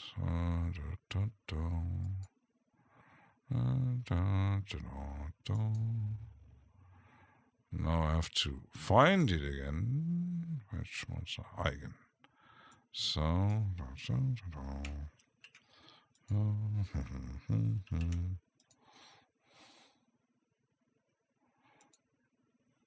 So this one actually works similar. You can create your own rooms and you can render. And if you use their own application from these audio where you can create rooms, you can even load these impulse responses into Eigen. So I fucking why economists I can get it after my speakers and most price Yeah.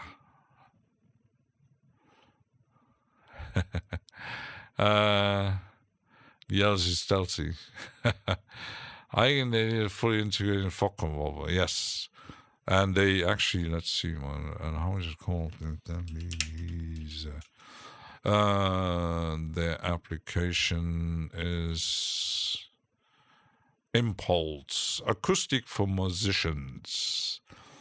It ain't cheap, but it's a fully 3D program with where you can create. Yeah, I see powered by Impulse, collaboration, audio thing, fog convolver, and these audio technology Eigen. So you can. So if you have that application, and I think it's not very cheap. Let me just check. Yeah, it's lifetime purchase is $350. So for professional, it might be useful. You can do a rent to own if you really would need something like that, or a subscription. Well, yeah, we only have 2 activations. A rent to own would actually, I don't have a real need for this kind of stuff, but yeah, creating your own impulse response with rooms in there. It's very interesting. But yeah, you can change the room size here, like even the material here. So it's pretty interesting. The Eigen.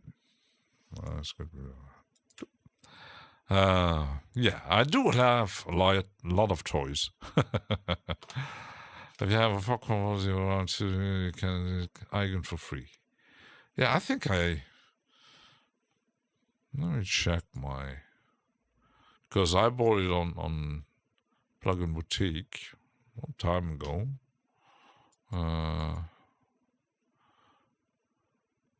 Because I also have the Strum. That's a very special delay. So I'm not getting talking to buying anything else. Like DL, you have to buy stuff. It's good for, I don't know what it's good for, but yeah. Buy stuff.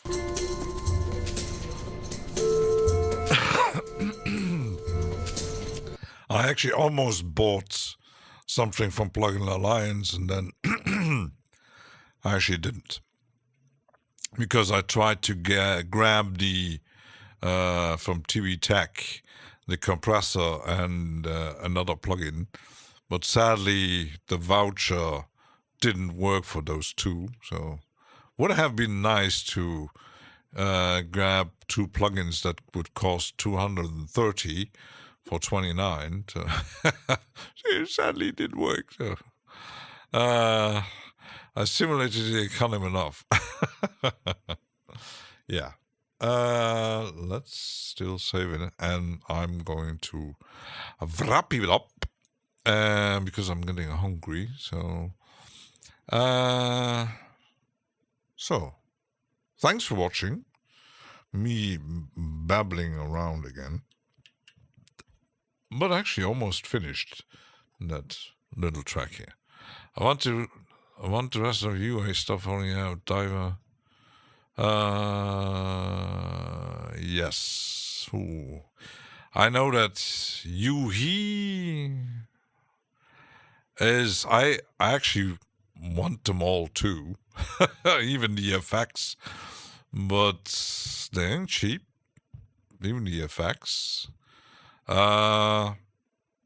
Always look out for deals. I think he makes deals on Black Friday, and sometimes you don't really know about when they make deals. So yeah, GeForce and Fab Filter. I got a few things from Fab filter, I got like one. I got timeless volcano. That's it. DEQ I don't need. I might grab Saturn at some point, but I don't need DEQ. Why I did get the Kirchhoff at a good deal. But yeah, he, especially the synths. And the other one's Dune. Me too. Black Friday time.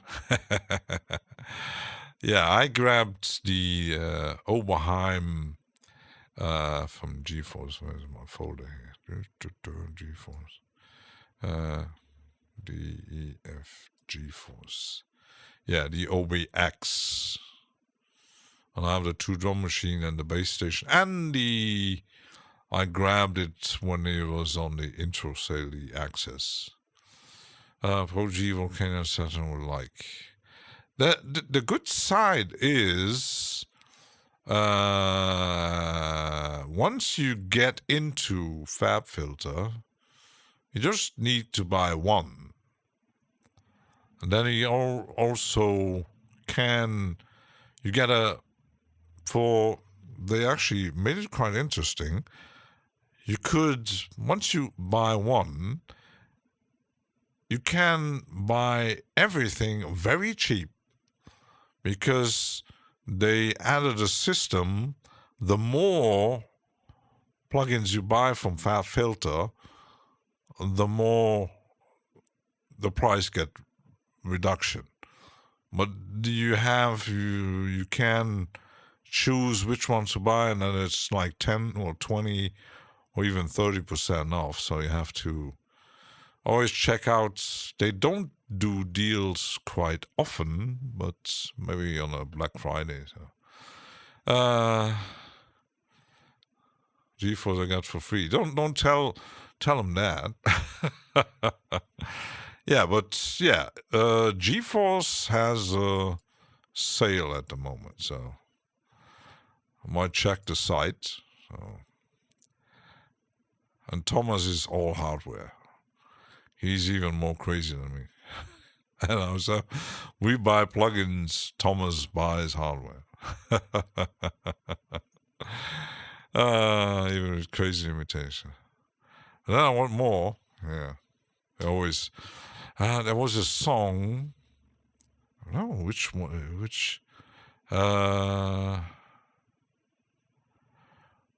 Which band had made that song? I want more. Can't remember the band name. It's quite a funny song. I want more. Yeah. I'm never satisfied. You're not alone, Biscuit. You're not alone. I think that's our collective collector genes that's from our ancestors. Because I know from myself, when I like a certain company, I tend to let's grab everything. Once I get a kind of disappointment, I stop buying anything. With SSL, there was kind of almost, because they kind of screwed me over with some deal that didn't work. So, yeah. With Audio Modern, it worked out because, I had my problems in Reaper, but it's not the company itself. They still work, but Imaginando, I think the tools are good for iPads, but not for plugins. They're too buggy. It's gas. Oh, I have gas. Yeah. The other one's an MPC Live 2. Could grab the one from Viral Beats. Oh, yeah. I have an MPC on my list at Thomann, but Might never happen that I grab that one. For my budget is, yeah. And now I will buy a new car, so I have to reduce a bit. Be more careful what I'm buying. So, yeah. Okay, wrapping it up. Almost over time. So I'm gonna eat something and I'm gonna check who's maybe live or something. So yeah, we're gonna see each other somewhere on the ether. The Sunday stream is not up yet. I have to make a thumbnail and check what I'm gonna do. Not sure. So thanks for watching and see you soon. Thanks for me babbling around. Enjoy the rest of the evening, day, night, wherever you might be around the flat earth. Goodbye. Goodbye. Maximum duration, 10 seconds. Repeat, 10 seconds.